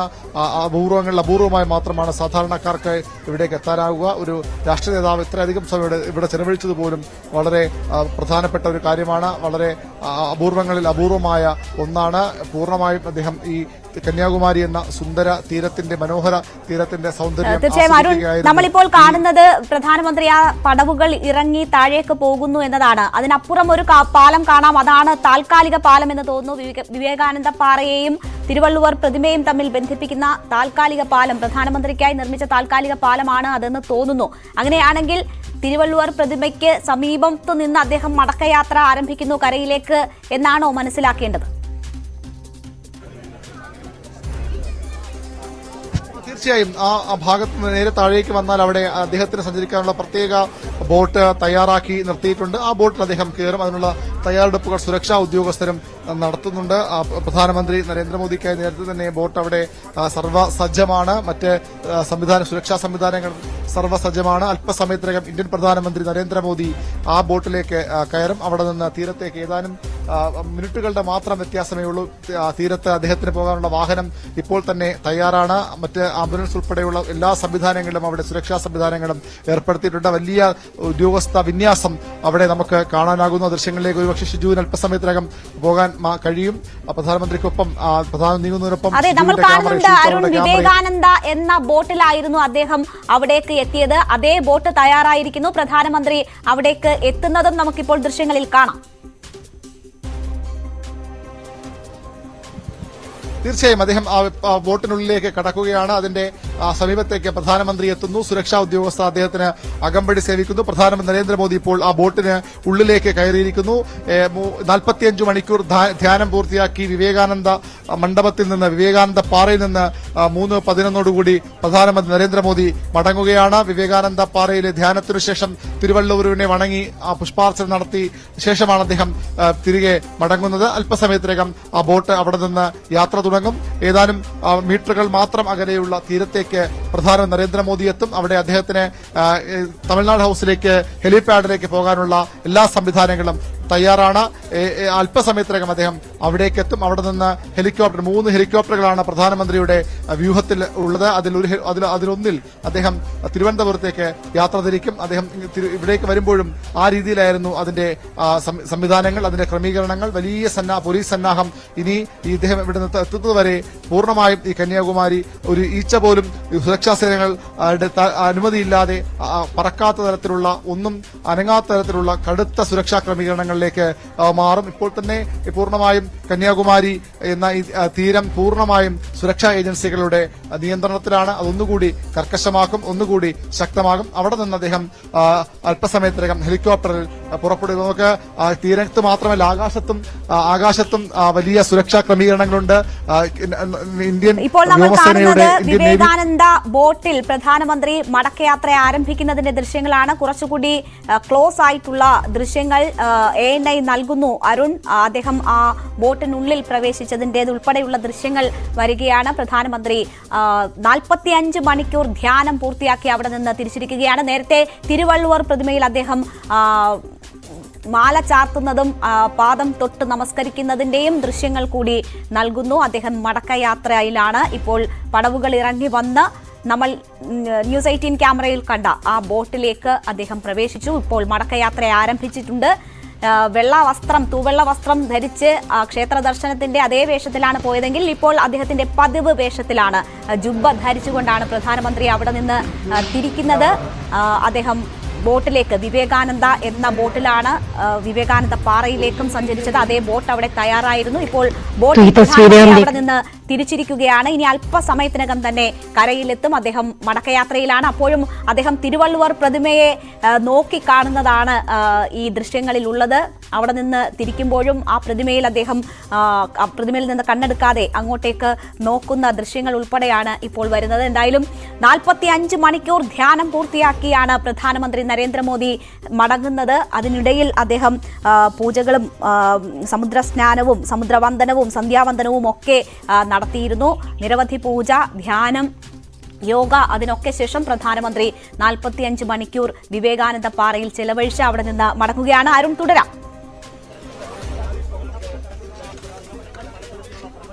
അതെ, പ്രധാനമന്ത്രിയുടെ വിവേകാനന്ദ എന്ന ബോട്ട് പ്രധാനമന്ത്രിയും കൊണ്ട് തീരത്തേക്ക് നീങ്ങുന്ന ദൃശ്യങ്ങളാണ് കാണുന്നത്. നേരത്തെ സൂചിപ്പിച്ച പോലെ ആകാശത്തും വലിയ സുരക്ഷാ ക്രമീകരണങ്ങൾ ഉയർത്തിയിട്ടുണ്ട്. നാവികസേനയുടെയും അതുപോലെ വ്യോമസേനയുടെയും ഒക്കെ ഹെലികോപ്റ്ററുകൾ ആകാശത്ത് വട്ടമിട്ട് പറക്കുന്നു. ഒരു തരത്തിലുള്ള സുരക്ഷാ പാളിച്ച ഉണ്ടാകാനുള്ള ശ്രമമാണ്, ജാഗ്രതയാണ് തീരസേനകളുടെ ഭാഗത്തുനിന്ന്, ഇന്ത്യൻ സേനകളുടെ ഭാഗത്തുനിന്ന്. ഏതാനും മീറ്ററുകൾ മാത്രം അകലെയാണ് പ്രധാനമന്ത്രി കരയിലെത്തുന്നത്. അതായത് വളരെ വളരെ നിർണായകമായ, വളരെ വളരെ ചരിത്രപരമായ ഒരു 45 മണിക്കൂറുകൾ പൂർത്തിയാക്കി ഇന്ത്യൻ പ്രധാനമന്ത്രി നരേന്ദ്രമോദി കന്യാകുമാരിയോട് വിട പറയുന്നു. അദ്ദേഹം വിവേകാനന്ദ പാറയിൽ നിന്ന് വിട പറയുന്നു. അദ്ദേഹം അല്പസമയത്തിനകം തീരം തൊടും. അദ്ദേഹത്തെ കൊണ്ട് പോകുന്ന വിവേകാനന്ദ എന്ന ബോട്ട് അല്പസമയത്തിനകം തീരം തൊടും. വളരെ നിർണായകമായ രാഷ്ട്രീയ മണിക്കൂറുകളുടെ ഇന്ത്യ കടന്നുപോകുമ്പോൾ ഇന്ത്യൻ പ്രധാനമന്ത്രി നരേന്ദ്രമോദിയുടെ പ്രതികരണങ്ങൾ ഇനി പല വിഷയങ്ങളിലും വരാനിരിക്കുന്നു. ഒന്ന്, അദ്ദേഹം എന്തിന് ഇത്തരത്തിലൊരു തെരഞ്ഞെടുപ്പിന്റെ തൊട്ടുതലേ ദിവസം, നിശബ്ദ പ്രചരണ ദിവസം എന്തിന് ഇത്തരത്തിലൊരു ധ്യാനം തെരഞ്ഞെടുത്തു, അതിന്റെ പിന്നിലെ രാഷ്ട്രീയ ലക്ഷ്യങ്ങൾ എന്ത് എന്ന പ്രതിപക്ഷ ചോദ്യങ്ങൾക്ക് ഒരുപക്ഷെ അദ്ദേഹത്തിന്റെ പതിവ് ശൈലിയിൽ സാമൂഹ്യ മാധ്യമങ്ങളിലൂടെയെങ്കിലും മറുപടി പറഞ്ഞേക്കും. കാരണം അദ്ദേഹത്തിന്റെ ഈ ധ്യാനവുമായി ബന്ധപ്പെട്ട ദൃശ്യങ്ങളെല്ലാം വളരെ വ്യക്തമായി കൃത്യമായ ഇടവേളകളിൽ സാമൂഹ്യ മാധ്യമങ്ങളിലൂടെ ലഭ്യമായിരുന്നു. അതിന്റെ ഭാഗമായി അദ്ദേഹത്തിന്റെ മറുപടിയും അങ്ങനെ തന്നെ ഉണ്ടാകുമെന്ന് കരുതുന്നു. നിരവധി വിഷയങ്ങൾക്ക് അദ്ദേഹം മറുപടി പറയേണ്ടതുണ്ട്. ഇന്ത്യൻ ഈ തെരഞ്ഞെടുപ്പിന്റെ അവസാന ഘട്ടത്തിൽ ഇത്തരത്തിലൊരു ശ്രമം, ഇത്തരത്തിലൊരു നീക്കം നടത്തിയത് എന്തുകൊണ്ട് എന്ന് അദ്ദേഹം മറുപടി പറയുമെന്ന് പ്രതീക്ഷിക്കപ്പെടുന്നു. സാമൂഹ്യ മാധ്യമങ്ങളിലൂടെയെങ്കിലും അദ്ദേഹം അത്തരമൊരു മറുപടി പറയുമെന്നാണ് പ്രതീക്ഷിക്കപ്പെടുന്നത്. ഏതായാലും അല്പസമയത്ത് വളരെ വളരെ പതിയെയാണ് ബോട്ട് മുന്നോട്ട് നീങ്ങുന്നത്. അല്പസമയത്തിനകം അദ്ദേഹം അവിടേക്ക് എത്തിച്ചേരും. വലിയ സുരക്ഷാ ക്രമീകരണങ്ങൾ ഇതിന്റെ ഭാഗമായുണ്ട്. അദ്ദേഹത്തെ വഹിച്ചുകൊണ്ടുള്ള ബോട്ട് തീരത്തേക്ക് എത്തുന്നു എന്നാണ് നമുക്ക് ഇപ്പോൾ മനസ്സിലാക്കി. കുറച്ചുകൂടി വ്യക്തമായി രേണുകയ്ക്ക് ആ ദൃശ്യങ്ങൾ കാണാനാകുമെന്ന് ഞാൻ പ്രതീക്ഷിക്കുന്നു. പ്രേക്ഷകർക്കും ആ ദൃശ്യങ്ങൾ ലഭ്യമാകുമെന്ന് പ്രതീക്ഷിക്കുന്നു. അദ്ദേഹത്തിന് പോകാനുള്ള വാഹനം തീരത്ത് തയ്യാറാണ്. അവിടെ നിന്ന് അദ്ദേഹം ഹെലിപാഡിലേക്ക് പോകും. ഹെലിപാഡിലേക്ക് നമുക്ക് ഈ ഘട്ടത്തിൽ പ്രവേശനമുണ്ട്. പക്ഷേ സ്വാഭാവികമായി അല്പസമയത്തിനകം അദ്ദേഹത്തിന്റെ ഹെലികോപ്റ്റർ അവിടെ നിന്ന് മാറും, അവിടെ നിന്ന് മുന്നോട്ട് പോകുമെന്ന് പ്രതീക്ഷിക്കപ്പെടുന്നു. ഏതായാലും പ്രധാനമന്ത്രി തന്റെ ചരിത്ര പ്രസിദ്ധമായ വിവേകാനന്ദ പാറയിലെ ധ്യാനം പൂർത്തിയാക്കി, കന്യാകുമാരി ദർശനം പൂർത്തിയാക്കി, കന്യാകുമാരി സന്ദർശനം പൂർത്തിയാക്കി പ്രധാനമന്ത്രി നരേന്ദ്രമോദി തീരത്തേക്ക് അടുക്കുകയാണ്. ബോട്ട് ജെട്ടിയിലേക്ക്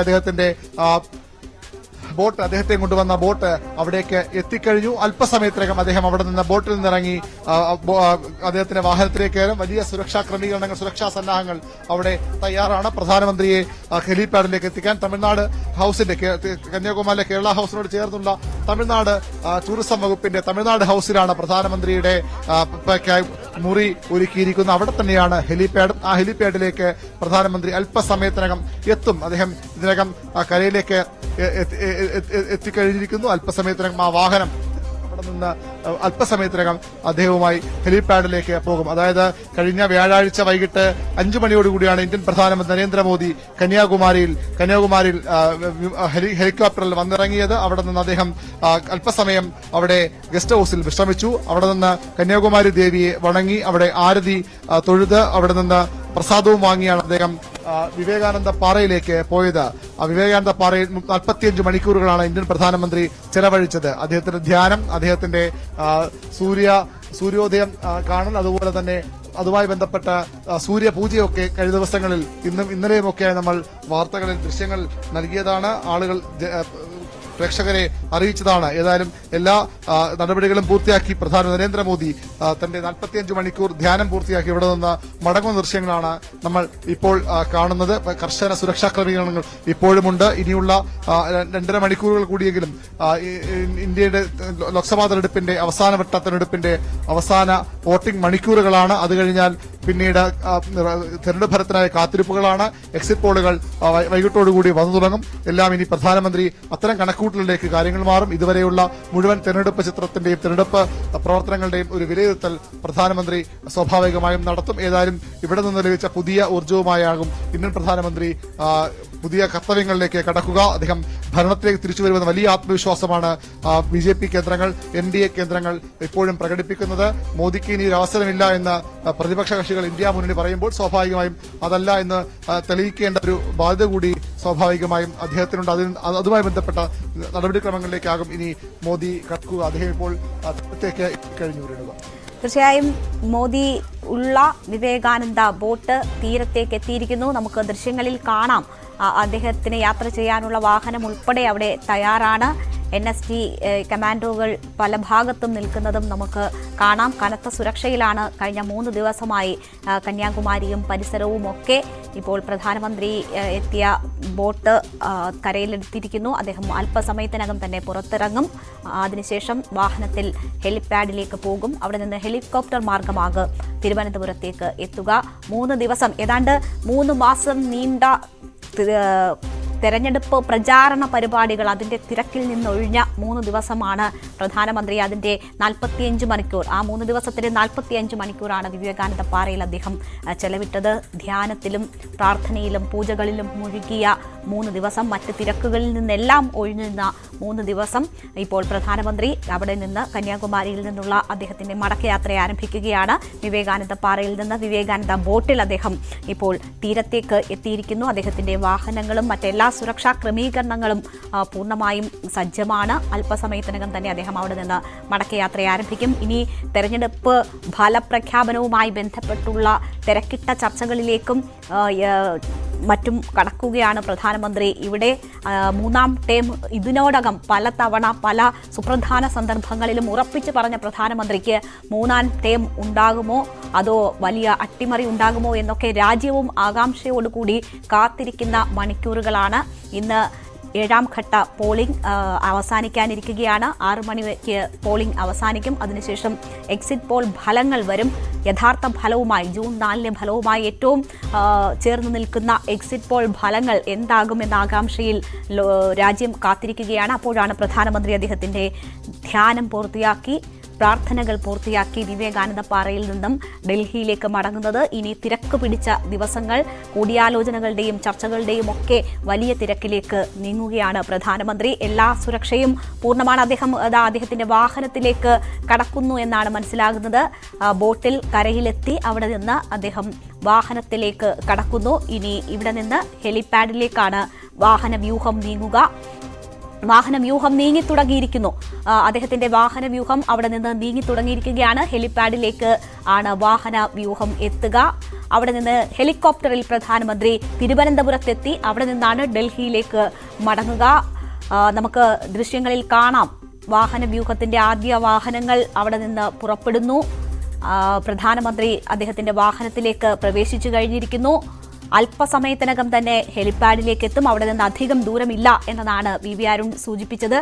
ഇപ്പോൾ വാഹനങ്ങൾ അല്പം മുൻപോട്ട് പോയിട്ടുണ്ടെങ്കിലും പ്രധാനമന്ത്രി തീരത്ത് അല്പസമയം ചെലവഴിക്കുന്നതാണ് നമ്മൾ കാണുന്നത്. അരുൺ, വാഹനവ്യൂഹം അത് നീങ്ങി എന്നാണ് കരുതിയിരുന്നത്. ചില വാഹനങ്ങൾ മുന്നോട്ടെടുത്തിരുന്നു. പക്ഷേ പ്രധാനമന്ത്രിയെ നമുക്കിപ്പോൾ ദൃശ്യങ്ങളിൽ കാണാം. അദ്ദേഹം കരയിൽ സമയം ചെലവഴിക്കുന്നതാണ് കാണുന്നത്. എന്താണ് അവിടെ നടക്കുന്നത്?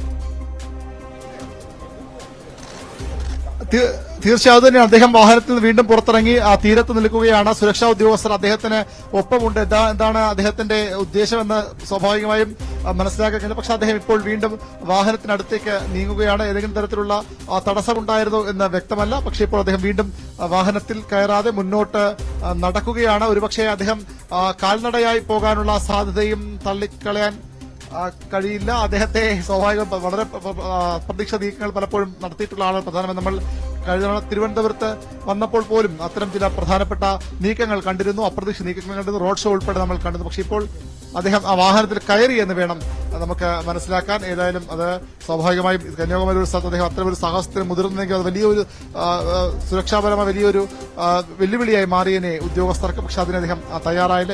എന്തോ കാരണത്താൽ അദ്ദേഹം അവിടെ നിന്ന് വീണ്ടും ഇറങ്ങി. ഒരുപക്ഷെ ഈ കന്യാകുമാരി തീരം കണ്ടു മതിവരാത്തതുകൊണ്ടാകണം ഒരിക്കൽ കൂടി അദ്ദേഹം പുറത്തിറങ്ങി നിന്നത്, ആ തീരത്തോട് ചേർന്ന് ആ ബോട്ട് ജെട്ടിയുടെ ഭാഗത്ത് വീണ്ടും നിന്നത്. അതുകൊണ്ടാകാം നമ്മൾ ഇന്നലെയും നമുക്ക് ധ്യാനത്തിരുന്ന അദ്ദേഹം അതിരാവിലെ തന്നെ ഈ സൂര്യോദയം കാണാനും സൂര്യപൂജ നടത്താനും ഒക്കെ 2 ദിവസവും അതിരാവിലെ പുറത്തു വന്ന 1 മണിക്കൂറിലധികം അദ്ദേഹം അവിടെ ചെലവഴിച്ചിട്ടുണ്ട് ഇന്നലെയും ഒക്കെ. അതുകൊണ്ട് തന്നെ അദ്ദേഹം ഈ തീരത്തെ ഒരുപക്ഷെ വീണ്ടും കാണാനുള്ള ഒരു ആഗ്രഹം കൊണ്ടിറങ്ങിയതാകാം. ഏതായാലും ഇപ്പോൾ അദ്ദേഹം വാഹനത്തിൽ കയറിയെന്ന് വേണം മനസ്സിലാക്കാൻ. അല്പസമയത്തിനകം അദ്ദേഹം അവിടെ നിന്ന് പോകാനാണ് സാധ്യത. ഏതായാലും ഇപ്പോൾ ഇന്ത്യൻ പ്രധാനമന്ത്രി നരേന്ദ്രമോദി അദ്ദേഹത്തിന്റെ വാഹനത്തിന് ഉള്ളിലാണ് ഉള്ളത്. അദ്ദേഹം കരയിലുള്ള വാഹനത്തിലേക്ക് കയറിക്കഴിഞ്ഞു. ആ വാഹന വ്യൂഹം അല്പസമയത്തിനകം നീങ്ങും എന്ന് തന്നെയാണ് നമുക്ക് കരുതാനാകുന്നത്. തീർച്ചയായും വാഹന വ്യൂഹം പുറപ്പെട്ടിരിക്കുന്നു അരുൺ. വീണ്ടും അദ്ദേഹം വാഹനത്തിൽ കയറി ആ വാഹന വ്യൂഹം പുറപ്പെടുന്നു എന്നതാണ് നമ്മൾ മനസ്സിലാക്കുന്നത്.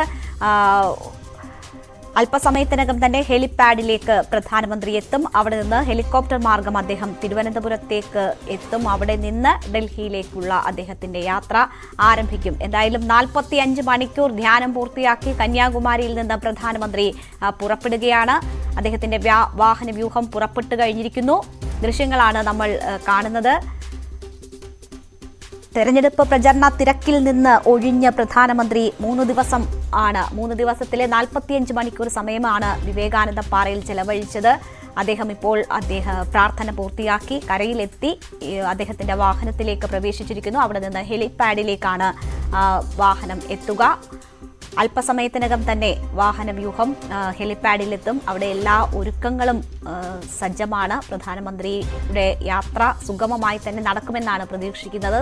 അദ്ദേഹം വരുമ്പോൾ ചില കാലാവസ്ഥാ പ്രശ്നങ്ങളും മറ്റുമൊക്കെ ഉണ്ടായിരുന്നു. അതുകൊണ്ട് അല്പം വൈകിയാണ് അദ്ദേഹത്തിന് അവിടേക്ക് എത്താൻ കഴിഞ്ഞത്. പക്ഷേ ഇപ്പോൾ കാലാവസ്ഥയൊക്കെ അനുകൂലമാണ്, മറ്റ് തടസ്സങ്ങൾ ഉണ്ടാകില്ല എന്ന് പ്രതീക്ഷിക്കുന്നു.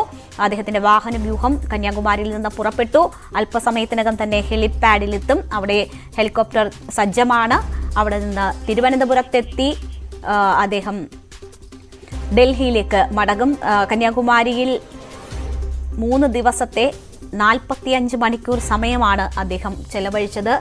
അവിടെ ധ്യാനത്തിലും പ്രാർത്ഥനയിലും പൂജയിലുമായിട്ടാണ് പ്രധാനമന്ത്രി മറ്റെല്ലാ തിരക്കിൽ നിന്നും ഒഴിഞ്ഞ് ഇത്രയും സമയം ചെലവഴിച്ചത്.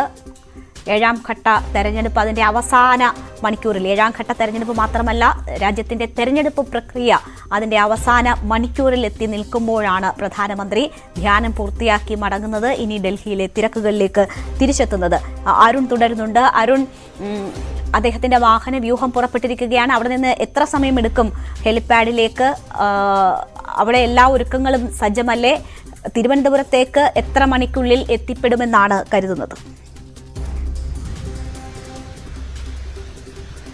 ഏതാനും മിനിറ്റുകൾ മാത്രം മതി ഈ ബോട്ട് ജെട്ടിയിൽ നിന്ന് ഹെലിപാഡിലേക്ക് എത്താൻ. വളരെ അടുത്താണ് ഈ 2 സ്ഥലങ്ങളും തമ്മിലുള്ള അകലം. അതുകൊണ്ട് വളരെ പെട്ടെന്ന് അദ്ദേഹം അവിടേക്ക് എത്തുമെന്ന് തന്നെ പ്രതീക്ഷിക്കാം.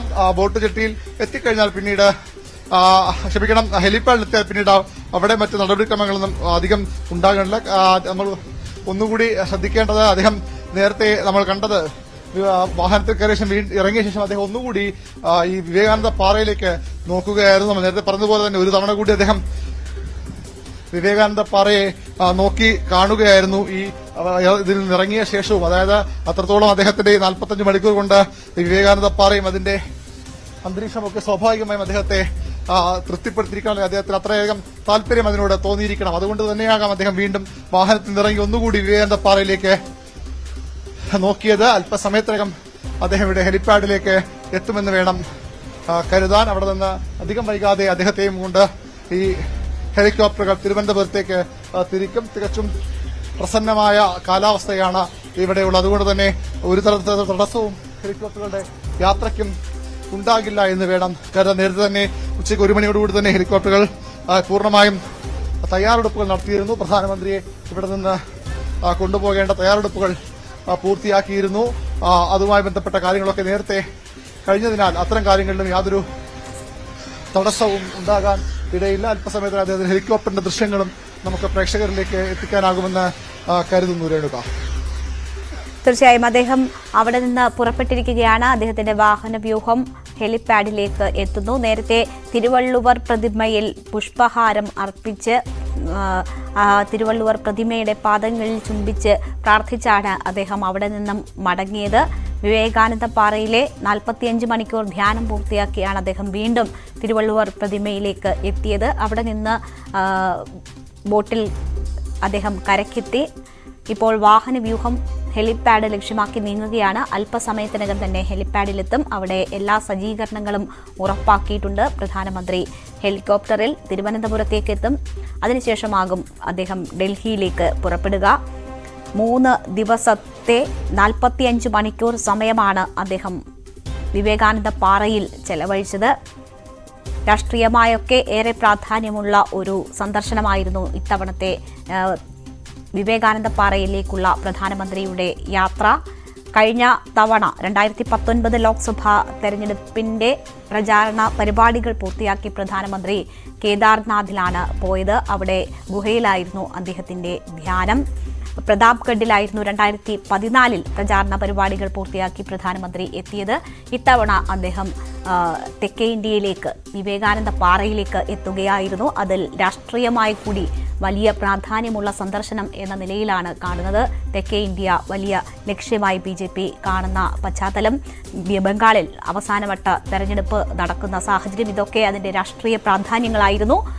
പ്രതിപക്ഷം വലിയ രീതിയിൽ അതിനെതിരെ വിമർശനവുമായി രംഗത്തെത്തുകയും തെരഞ്ഞെടുപ്പ് കമ്മീഷനെ സമീപിക്കുകയും പരാതിപ്പെടുകയും ചെയ്തു. പക്ഷേ ധ്യാനം അരുതെന്ന് പറയാൻ കഴിയില്ല എന്നതായിരുന്നു തെരഞ്ഞെടുപ്പ് കമ്മീഷൻ ഇക്കാര്യത്തിൽ സ്വീകരിച്ച നിലപാട്.